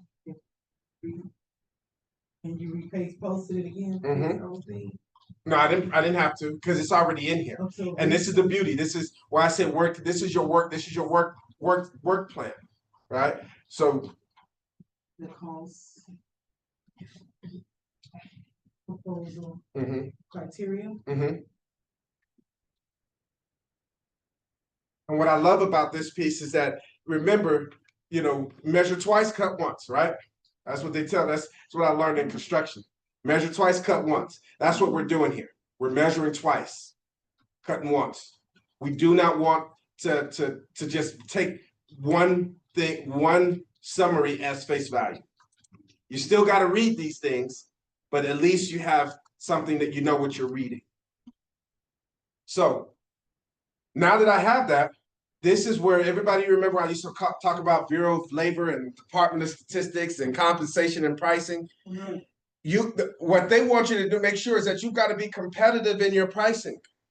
One of the questions that someone asked me was, who are we submitting this to? Who's submitting this? And this is where we get into numbers and money. And I'm going to ask ChatGPT to make me a budget proposal for this project. But I'm going to ask it to make that budget proposal based on some websites. This is where the websites become very important that I've given you, because the websites are going to let ChatGPT pull information and then compare. So it's not flying blind. Mhm. Okay. So I know and I'm just going to keep it real simple, but you see how they have these 4 hourly rates here, right? I'm going to tell ChatGPT. Now, I happen to know already, let me pause here for the labor pay. And we'll do this from the Bureau of Labor Statistics, and we'll go 2024. Let's see what it is. There we go. So what this is, and I go here all the time, this is what we call the U.S. Bureau of Labor Statistics. It tells you how much your job really costs. So whatever it is you do, they have a number for it. It's right here. Oh, Jesus, his name is right at the tip of my tongue. It's a Black conservative author. It's gonna bug me if I don't have it. But I want to share that name with you. When I remember, I'm going to keep on going because I want us to get through this. So for over 800 occupations, we have an understanding of how much pricing that we can pull from. Okay, so we're going to go here to the pricing. We're going to pull. This one is all the way back in May 2024. So we've got about a year here. So we're going to research estimates by state and industry. And I'm just showing you guys how this works. I know it's not the easiest to remember, but look at this. You see all these jobs here? Y'all see that? Yes. Management companies, the enterprises. This is how you become competitive in your pricing. Okay. Again, this is where it's called BLS.gov. B is in Victory? No, B as in beta. Say that again, Bill. BLS. Mm-hmm.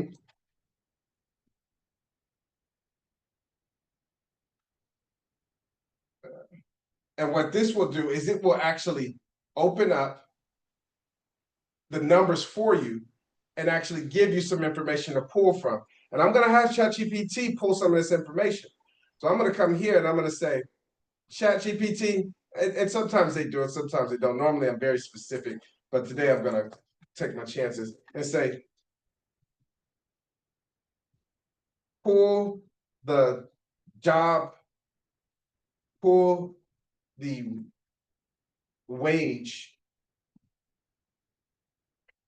amounts from this website for the hourly rates and titles. Let's see how it does.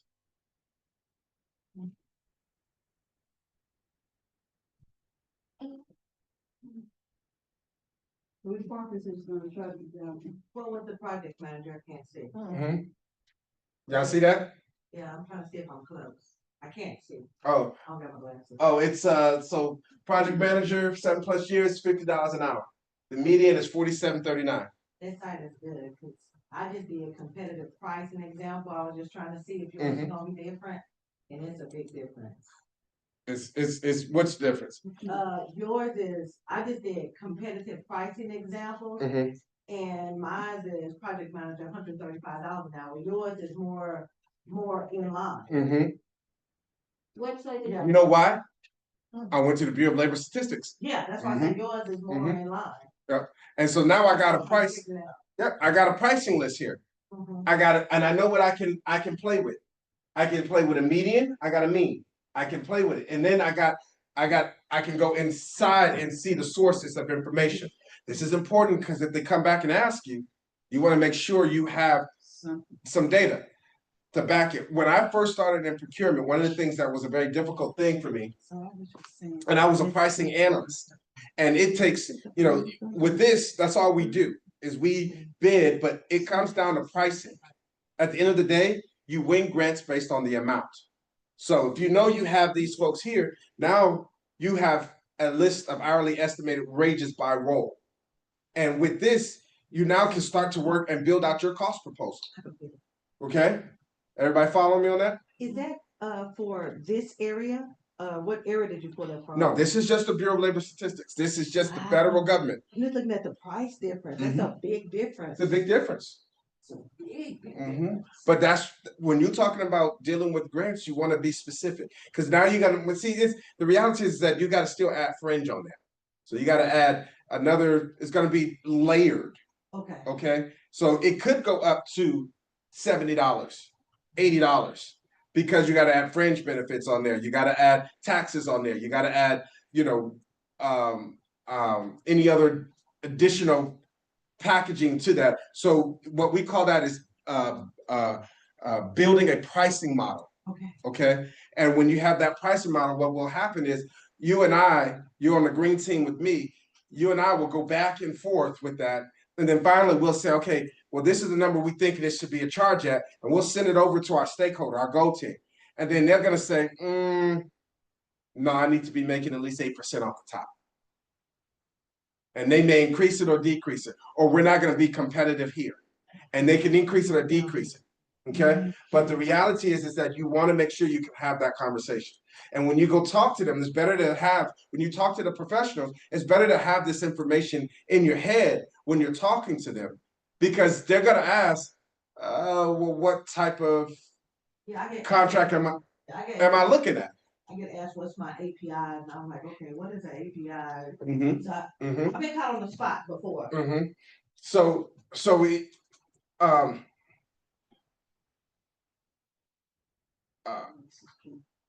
these are the benchmarks, right? One of the things that ChatGPT is telling you, which I don't always listen to, but this one happens to be very right on this, is that it's prepare your cost proposal, consider national averages as the benchmark.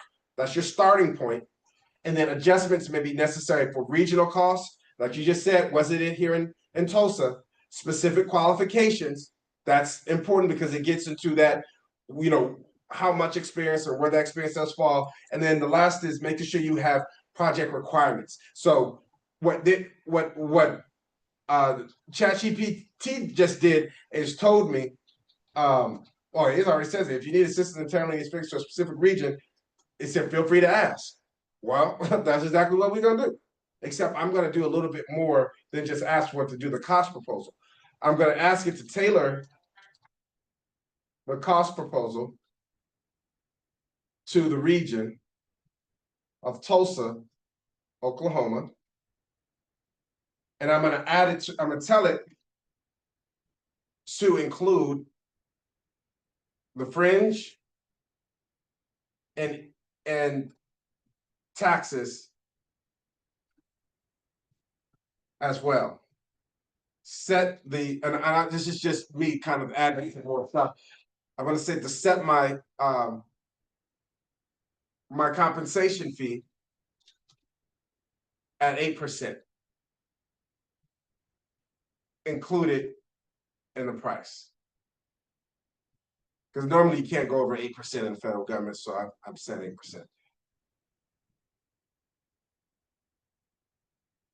Anything else I forgot? Fringe, what'd you say, fringe what? Fringe benefit. Fringe. Now, everybody know what fringe is. That's your medical insurance and yeah. Will you start at, well, wait a minute, and say, go ahead, I'm sorry. No, you go ahead.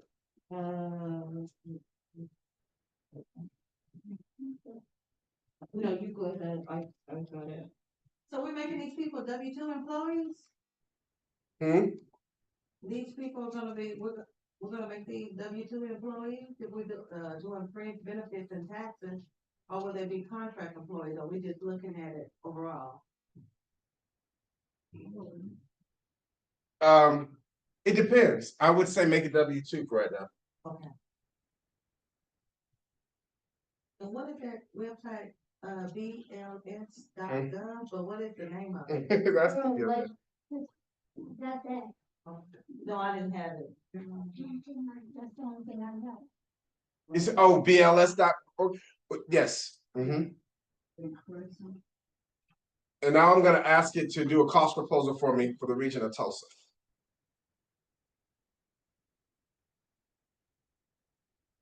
I did mine for Arkansas. Oh, see, they're pulling from Indeed. I can see that now.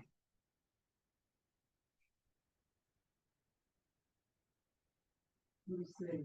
North Tulsa. Now, you see the final hourly rates there? Oh, that's coming up.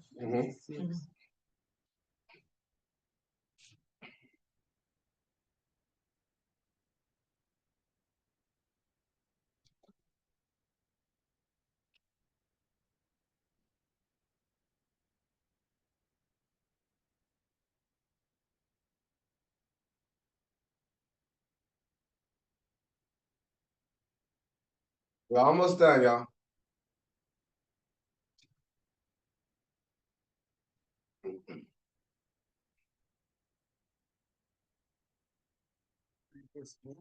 What did you get?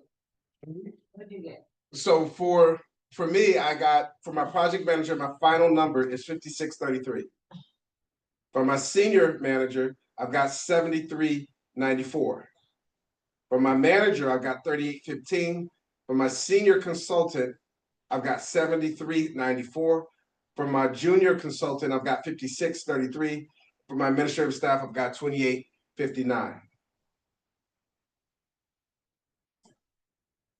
And that's including my fringe and my total. And when I put myself in a position to be competitive, I'm literally being very competitive with my numbers. And when they see my proposal and it's all written out properly, then they're gonna make sure, they're gonna say, okay, well, we can clearly see he plans on bringing these people on board full time. These are FTs. So, Spinach, peppers, red onions, and tomatoes. Anybody got questions on that so far? Did I lose anybody? Mine is, I didn't That's okay. construct mine. It's very important that you word it correctly, because Huh? mine is not worded.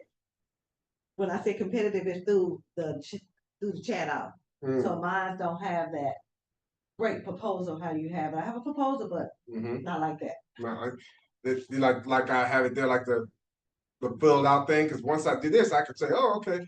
But then you're gonna see how I put this all together for the final grant, because it's gonna be written right here. Y'all are about to watch chat, but I'm gonna make sure that each piece makes sense. Now I haven't checked any interviews, but I'm assuming that, assuming my team is good for Tulsa, but when it's all said and done, it's gonna be complete.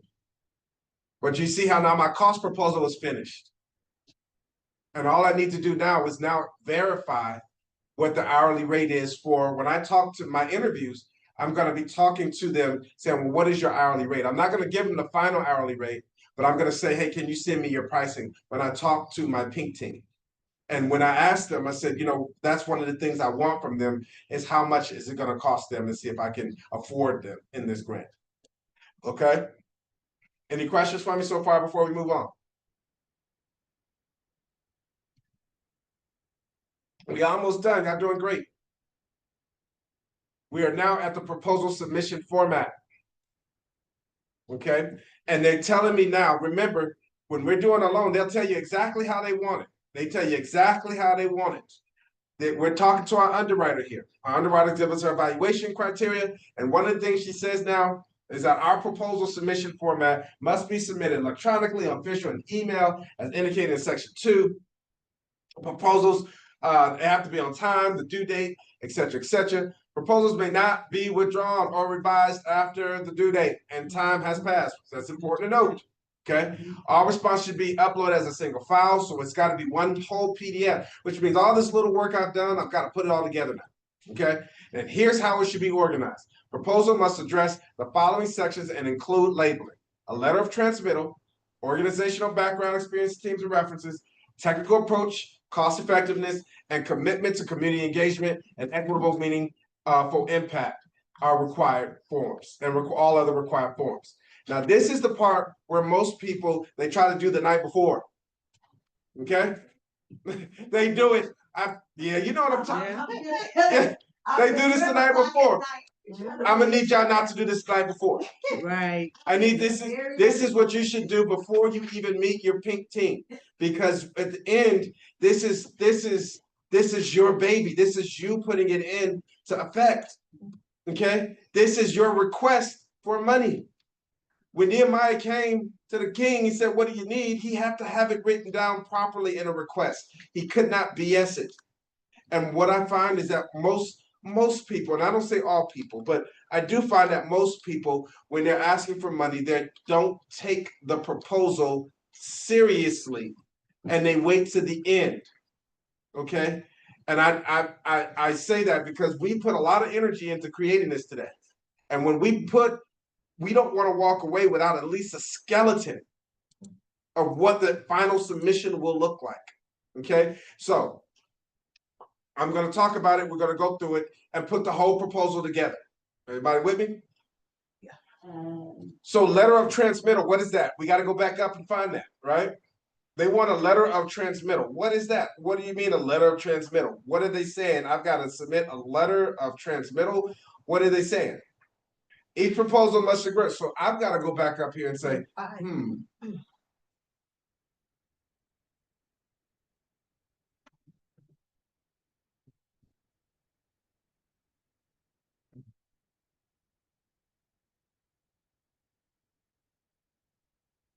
where is it? That's a good question. Where is my letter of transmittal? You than me. Oh, that's not even scored. So they didn't even. Oh, they just want you to talk about it. Okay, so we're just going to do an introduction letter. Okay. All right. Organizational background and team. So that means we got to go back to some of those people. Let's assume that we did our interviews and everything with them correctly. We're going to pull their background information and experience. Okay. Technical approach and scope alignment. We want to make sure we pull all of that information. We have a software program. Remember, they gave us software for reporting, solar reporting. Remember that I asked that?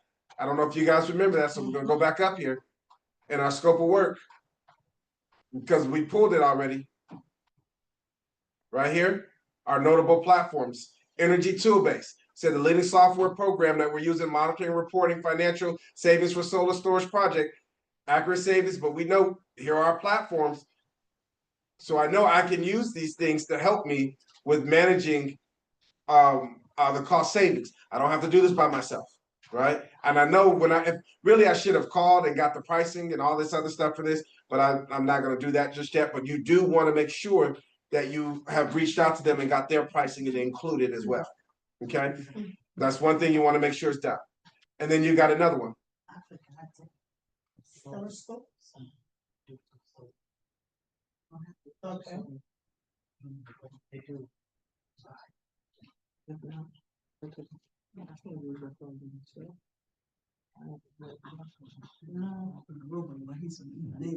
You think they have a little shoulder? Look at this. I mean, this is just, this is my teaming agreement right here. You know, I would bring these in as my pink team. Yeah. You see, I would have them coming in to literally design, designing everything I need right here. Okay. You see, I'm coming right back. it's helping me with my bids. And I'm telling you, this stuff is just See if they can pay the claim. out there for the taking. All right. And you don't have to think of it too hard. They'll train you on it. But what I'm gonna do is I'm gonna actually add this thing right now, and I'm gonna say, all right. I'm not gonna do. I'm gonna highlight this, Okay. and I'm gonna come here and I'm gonna say, create a proposal based according to this structure.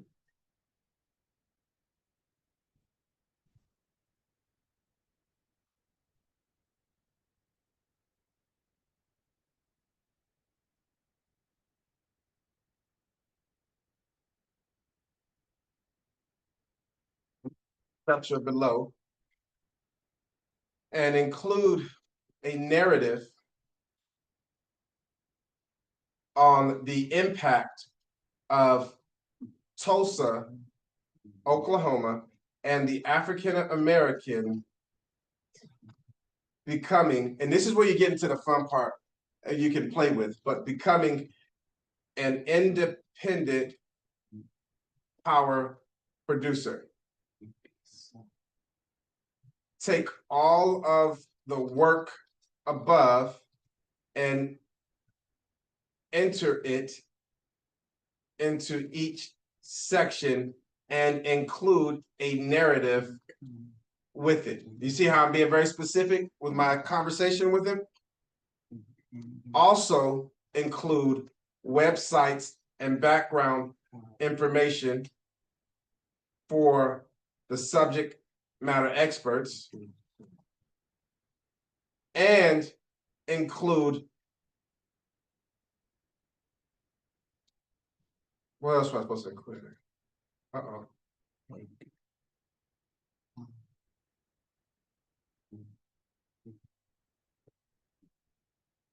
Any relevant information on the internet to support their experience. Include the websites for, I'm going to go with Aurora Solar as the platform to support the scope of work, right? And I think, let me make sure I got it all. Okay. Also ensure to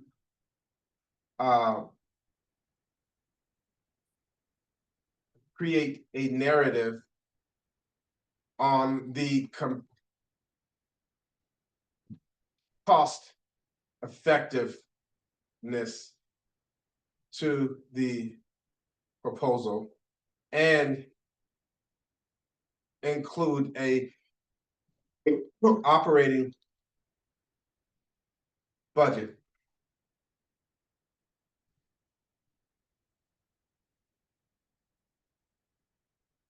Everybody see that? You see how specific I am? With just adding, just throwing what everything I need, it's just what I'm asking to do, and then I'm gonna hit enter. Yeah, that's a lot. It's a lot, right? But that's what it is. This is your AI. These are your data centers at work.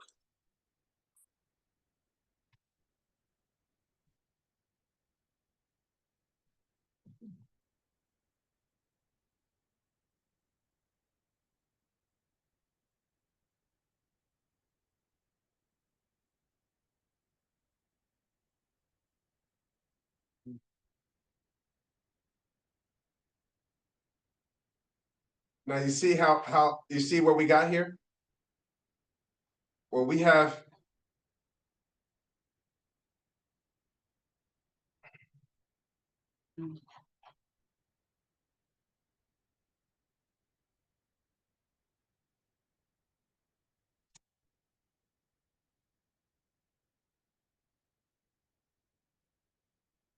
Like some of it you don't have, just like me.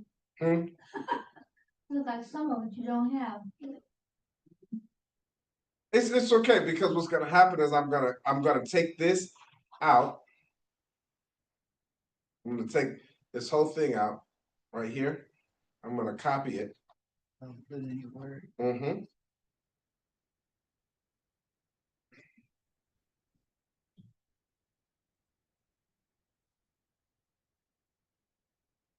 And then I'm gonna start taking it one at a time.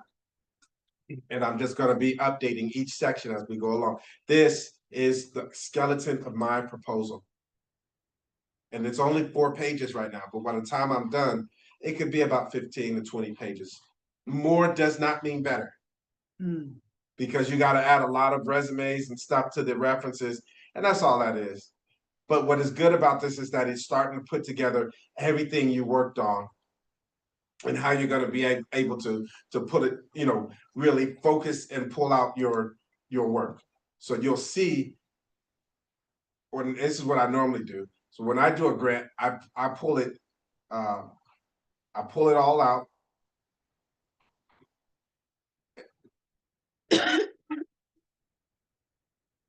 Do you ever ask AI to evaluate the grant with what it's come up with and score it to see if Not there's yet. something missing? I don't, not really. Yeah. I know that if I need to, I can, but I find that the challenge with asking AI to do the evaluation is that there generally isn't enough information that it can pull from to do the evaluation. And so you will have a faulty reading and it could be completely off basis. And I say that because I've actually looked at some grants and that we're viewing, and I could tell that they were going in a great direction, but they missed the point of the grant, and you could tell that it was they did well. I knew they had the capabilities, but they missed the point, and that was they missed the actual scope of work, and that's why you want to be careful with some of that. And then some of the other times it can be a little wordy. And then when I see things that are very wordy, I know that they're just filling space. And it's not a red flag to me, but it is one of those conversations where I'm like, so I'll show you a grant that was completed, but this is the grant itself. I just want you guys to know this is now the making of this grant. And this grant, would I feel comfortable submitting it now? No. I would need to really flesh out this background and some of the team members. Because my team members, I'm not sure are on board, and I got to get their resumes. And you want to make sure you put resumes attached to that, okay? And make sure you can focus. But in terms of understanding my technical approach, they know that I'm using solar as so they know where I'm getting my platform at. And so now I just build on this, and that's all I do. And I just keep building. My cost effectiveness, I need to make sure that I flush this out just a little bit more. I don't know if these numbers are what I want to finally operate with, but I know that I've got to talk to my team and they're going to give me some feedback, right? But here I'm going to actually ask AI to do a couple more things. I'm going to ask it to take each session now. I'm going to pick out sections and I'm going to have AI start filling in more information on these sections. So for the technical approach, which I know is 40%, it's 40%. I'm going to say, okay, for section 2,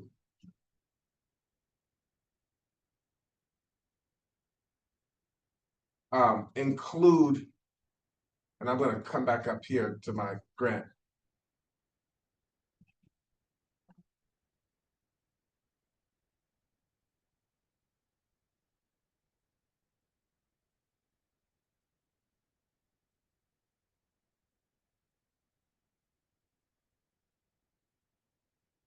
I'm gonna highlight these deliverables for a second. Mhm.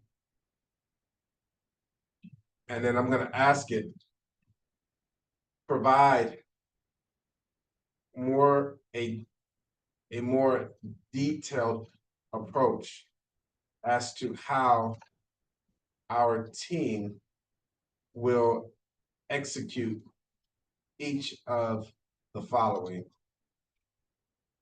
utilizing the Aurora Solar's platform.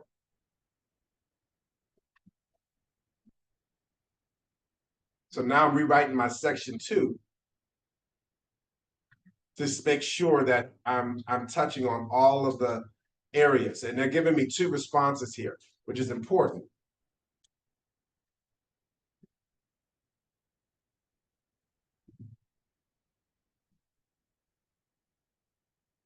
You having fun? You lost? You said I'm lost. I told you.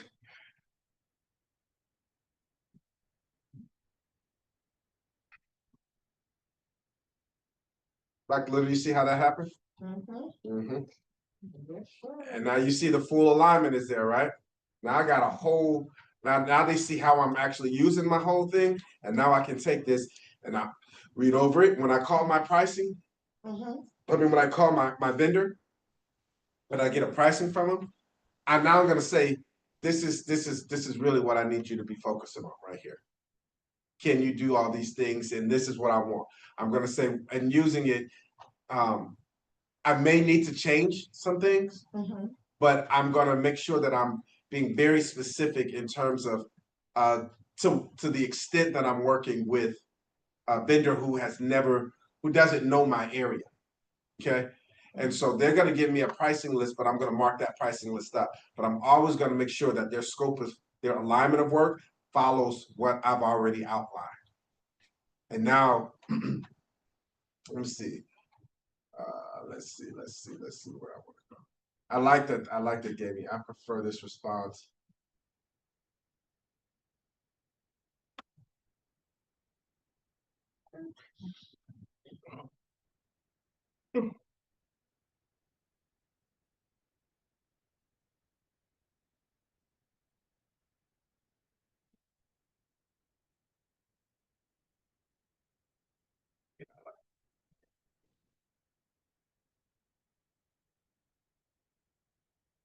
And I'm just gonna take this one.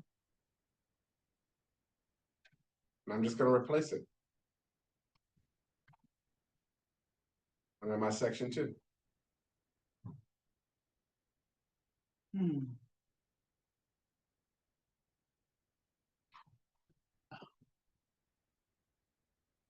Okay, got you. You're not doing what you're supposed to be doing.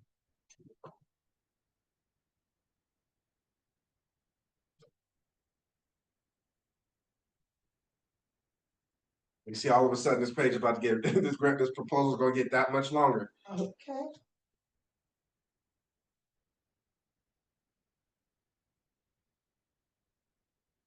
And you do have to read it. Right. You do have to read this, but understand when I pull it out and I read it, I'm reading the whole thing as a whole, not just one piece. And when you get the hang of this and you learn to ask it questions and dissect it, you'll realize that this is it's no different than asking when you ask somebody for the money. The number one question they're gonna ask you is what? What you gonna use it for? What you gonna use it for? Mm-hmm. What's the money for? I mean, that is the basic. Do you not? If it's one thing to ask me for $20, but the more you ask me, the more questions I'm gonna ask of what you're using it for. Who's gonna be using it with you? Because it's different when I ask you for $20 and I ask you for $200. But if I'm asking you for 20,000 or 200,000, oh, I'm gonna have some questions. And you got to remember, just like any other scenario that you would go through, whether it's a loan, whether it's a grant, or whether it's just a simple private investment, you got to do the same homework. If you follow this formula, you will consistently hit your target. You'll have a formula. You'll know what direction to go in. You won't be guessing. You'll be, this is what comes next. This is what comes next. And I get to go back to the drawing board. I get to change it up a little bit. Okay. But what you don't want to do is find yourself in a position where you are lost. And that's what typically happens. People get lost because they never separated the teams. They don't know if they're in the looking for the grant phase. They don't know if they're looking for the investor phase. They don't know if they're looking for the put it all together phase. They don't know what team they're on. And so they like Captain Planet. When all their powers combine, here you go. You know, but that's not how this works. When you're in this phase, you know, and I say this because for the most part, most people, are we still, am I still on Zoom? My phones are died. Oh, that's why. And it stopped. Okay. No, okay, yeah, cause Because I was looking it at, was on the internet. Yeah, yeah. What, your phone? my phone died and it was using the internet. No, but I had Oh, no, it's no, I had connected to the. Oh, I see. I'm still, oh my God. Okay, so that's fine. Because I'm only sharing, I'm not sharing my whole screen The here. Word doc, yeah. Okay, I'm not sharing, I'm only sharing the website. Okay, I got it. I looked over there and I said, wait a second. Let me see, we didn't see you. Huh? No? Okay. There we go. No, well, I was trying to figure out what was showing up here and I didn't realize. Yeah, okay, that's fine. So everybody follow that, right? Yeah. Looking at the deliverables, any questions? We got You got it all, right? it. This is what I've been talking about. Yes. I see it all coming together. You see it all coming together? Yes, for sure. Okay. Definitely a strategy I could have used previously before submitting proposals. Mm-hmm. But that's what I mean when I say copy and paste it. Yes. But you're asking it questions. You're doing the homework. You're doing the work. Right. But you're not doing the heavy lifting. Mm-hmm. Okay. And you're making sure that, you know, even if you ask it to give you a list of people, so you can create this proposal. Start there. Then go make your phone calls. Then go see what they're doing. I could even include, watch this. List any and all initiatives currently in Tulsa for solar energy that is backed by local and state government.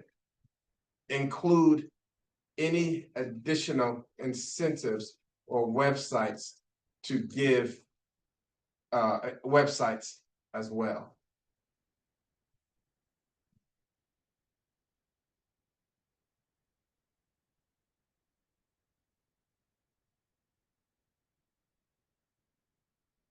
Look at that. This any and all initiative currently Mm-hmm. in Arkansas. And you said what? List any List website? any and all solar initiatives that are backed by Local and state government. local and state government. Okay. And Website. Mm-hmm. and Look at this one, Norwegian. We got a Norwegian here. We got some. We're learning. We're learning who's already in the area, and we may even go into some. Let's go find out some more information. We got a solar investment tax credit that looks like it's here.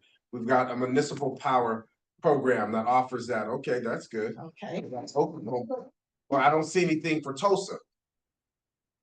Are there any programs in Tulsa for solar energy? With Also Oklahoma. with Tulsa, oh yeah.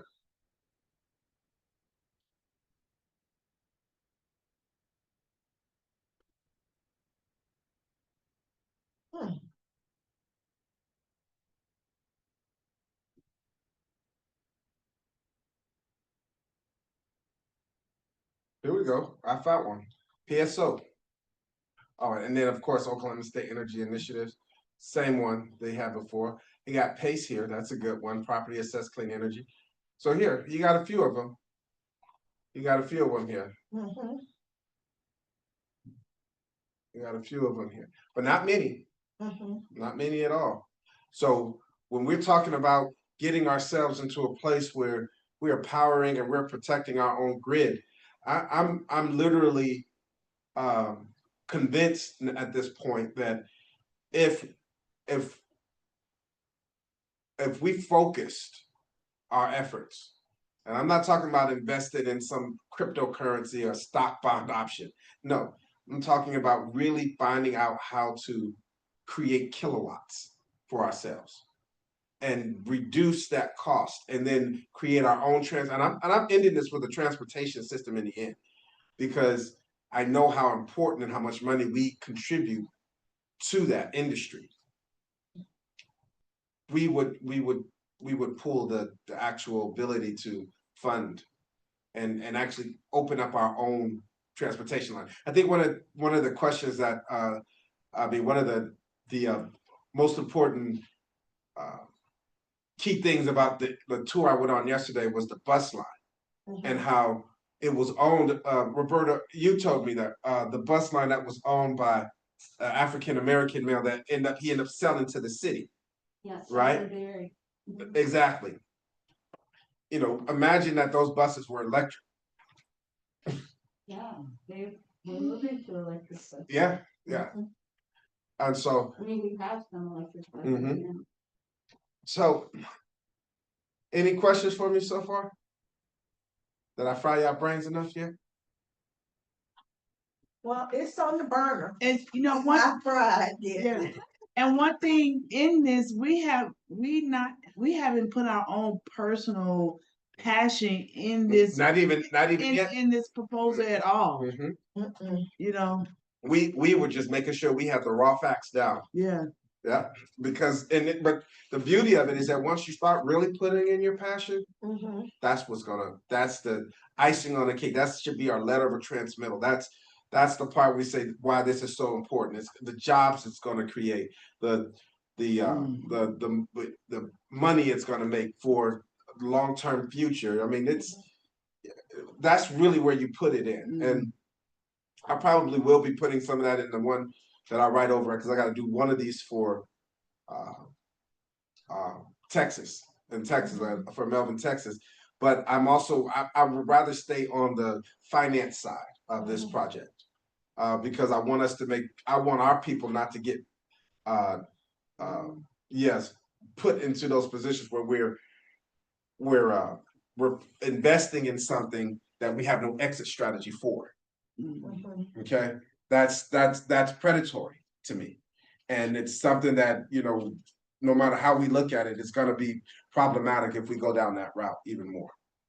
Okay, you have to have an exit strategy, and I will recommend that.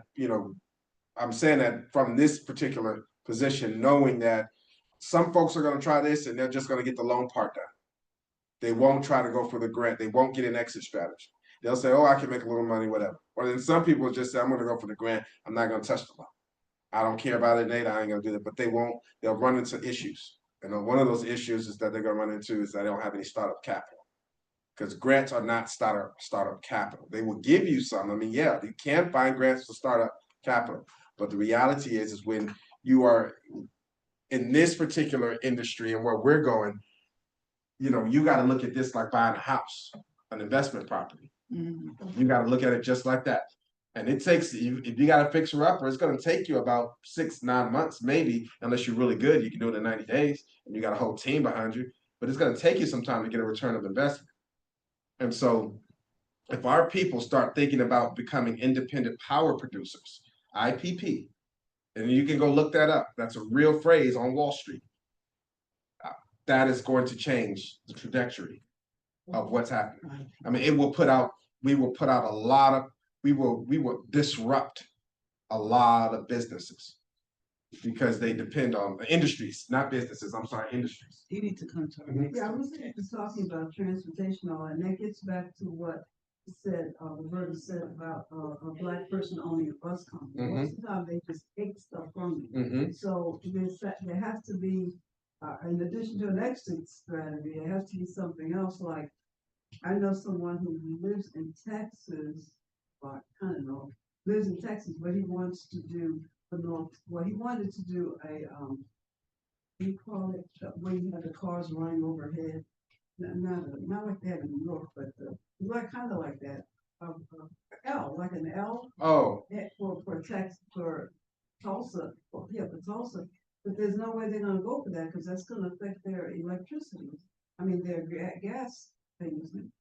I mean, yeah, I mean, we're about to put but this is what capitalism is all about, putting the smaller guy out of business. So how Netflix put out Blockbuster, and then Netflix is barely keeping up now because they got IPTV coming out.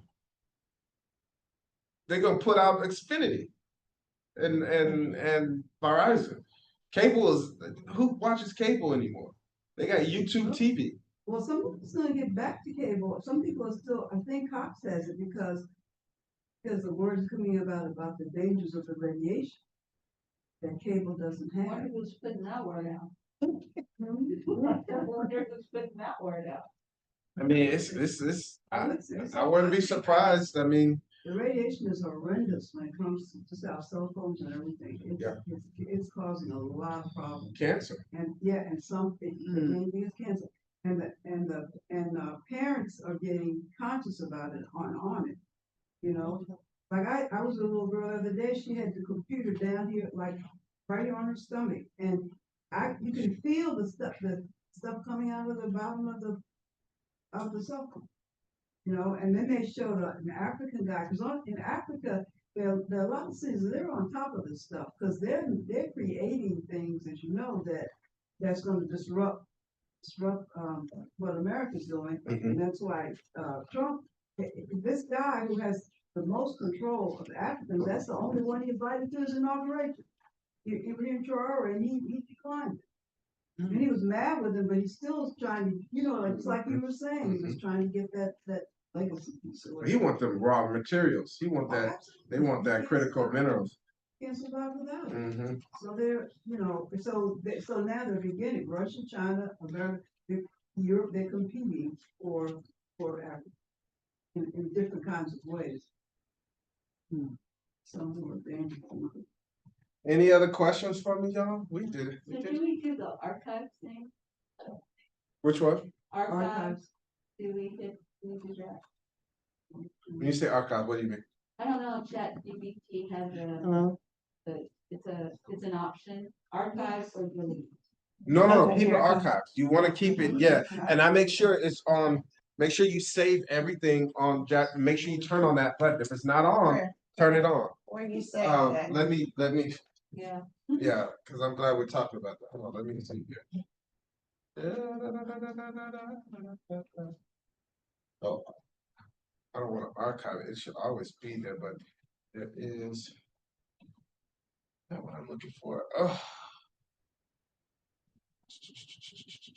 Oh, here it is. So you gotta click up here. You're gonna go to settings. You want to archive all, yeah, which is right. Setting. Okay, wait, Uh-huh. setting. The setting. Well, And what do you do again? What?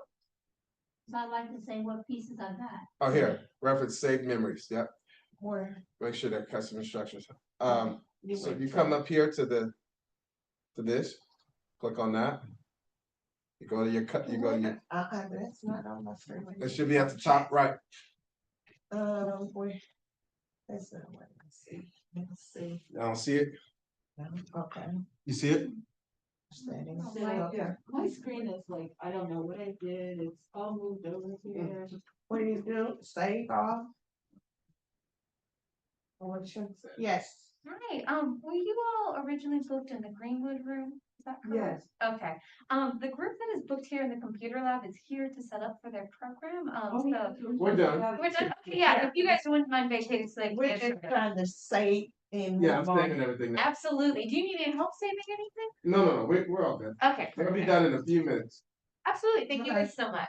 So, where is So, it? where do you guys, did you go for the first? So what happened? Who was that? They're coming down here. Yeah, the room is reserved, probably about this time every year. Oh, the room at the Berkeley. Not here, this room. Oh. We done? You done, just call Yeah, somebody. you can come The down. agreement room is. How can we go? No, we getting ready to go. Get something to eat. Yes. Oh.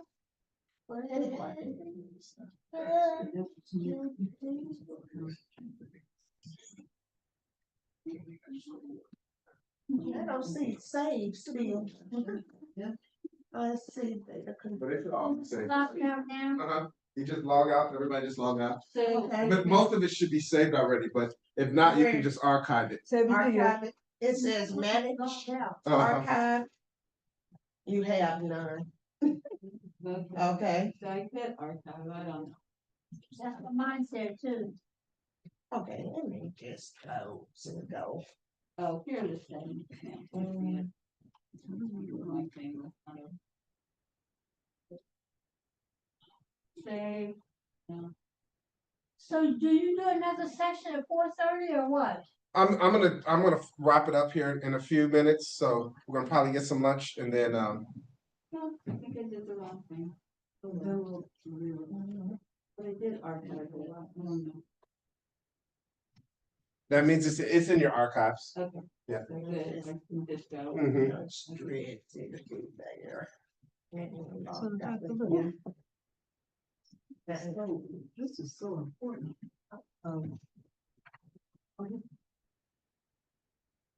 You all doing something in the afternoon? Well,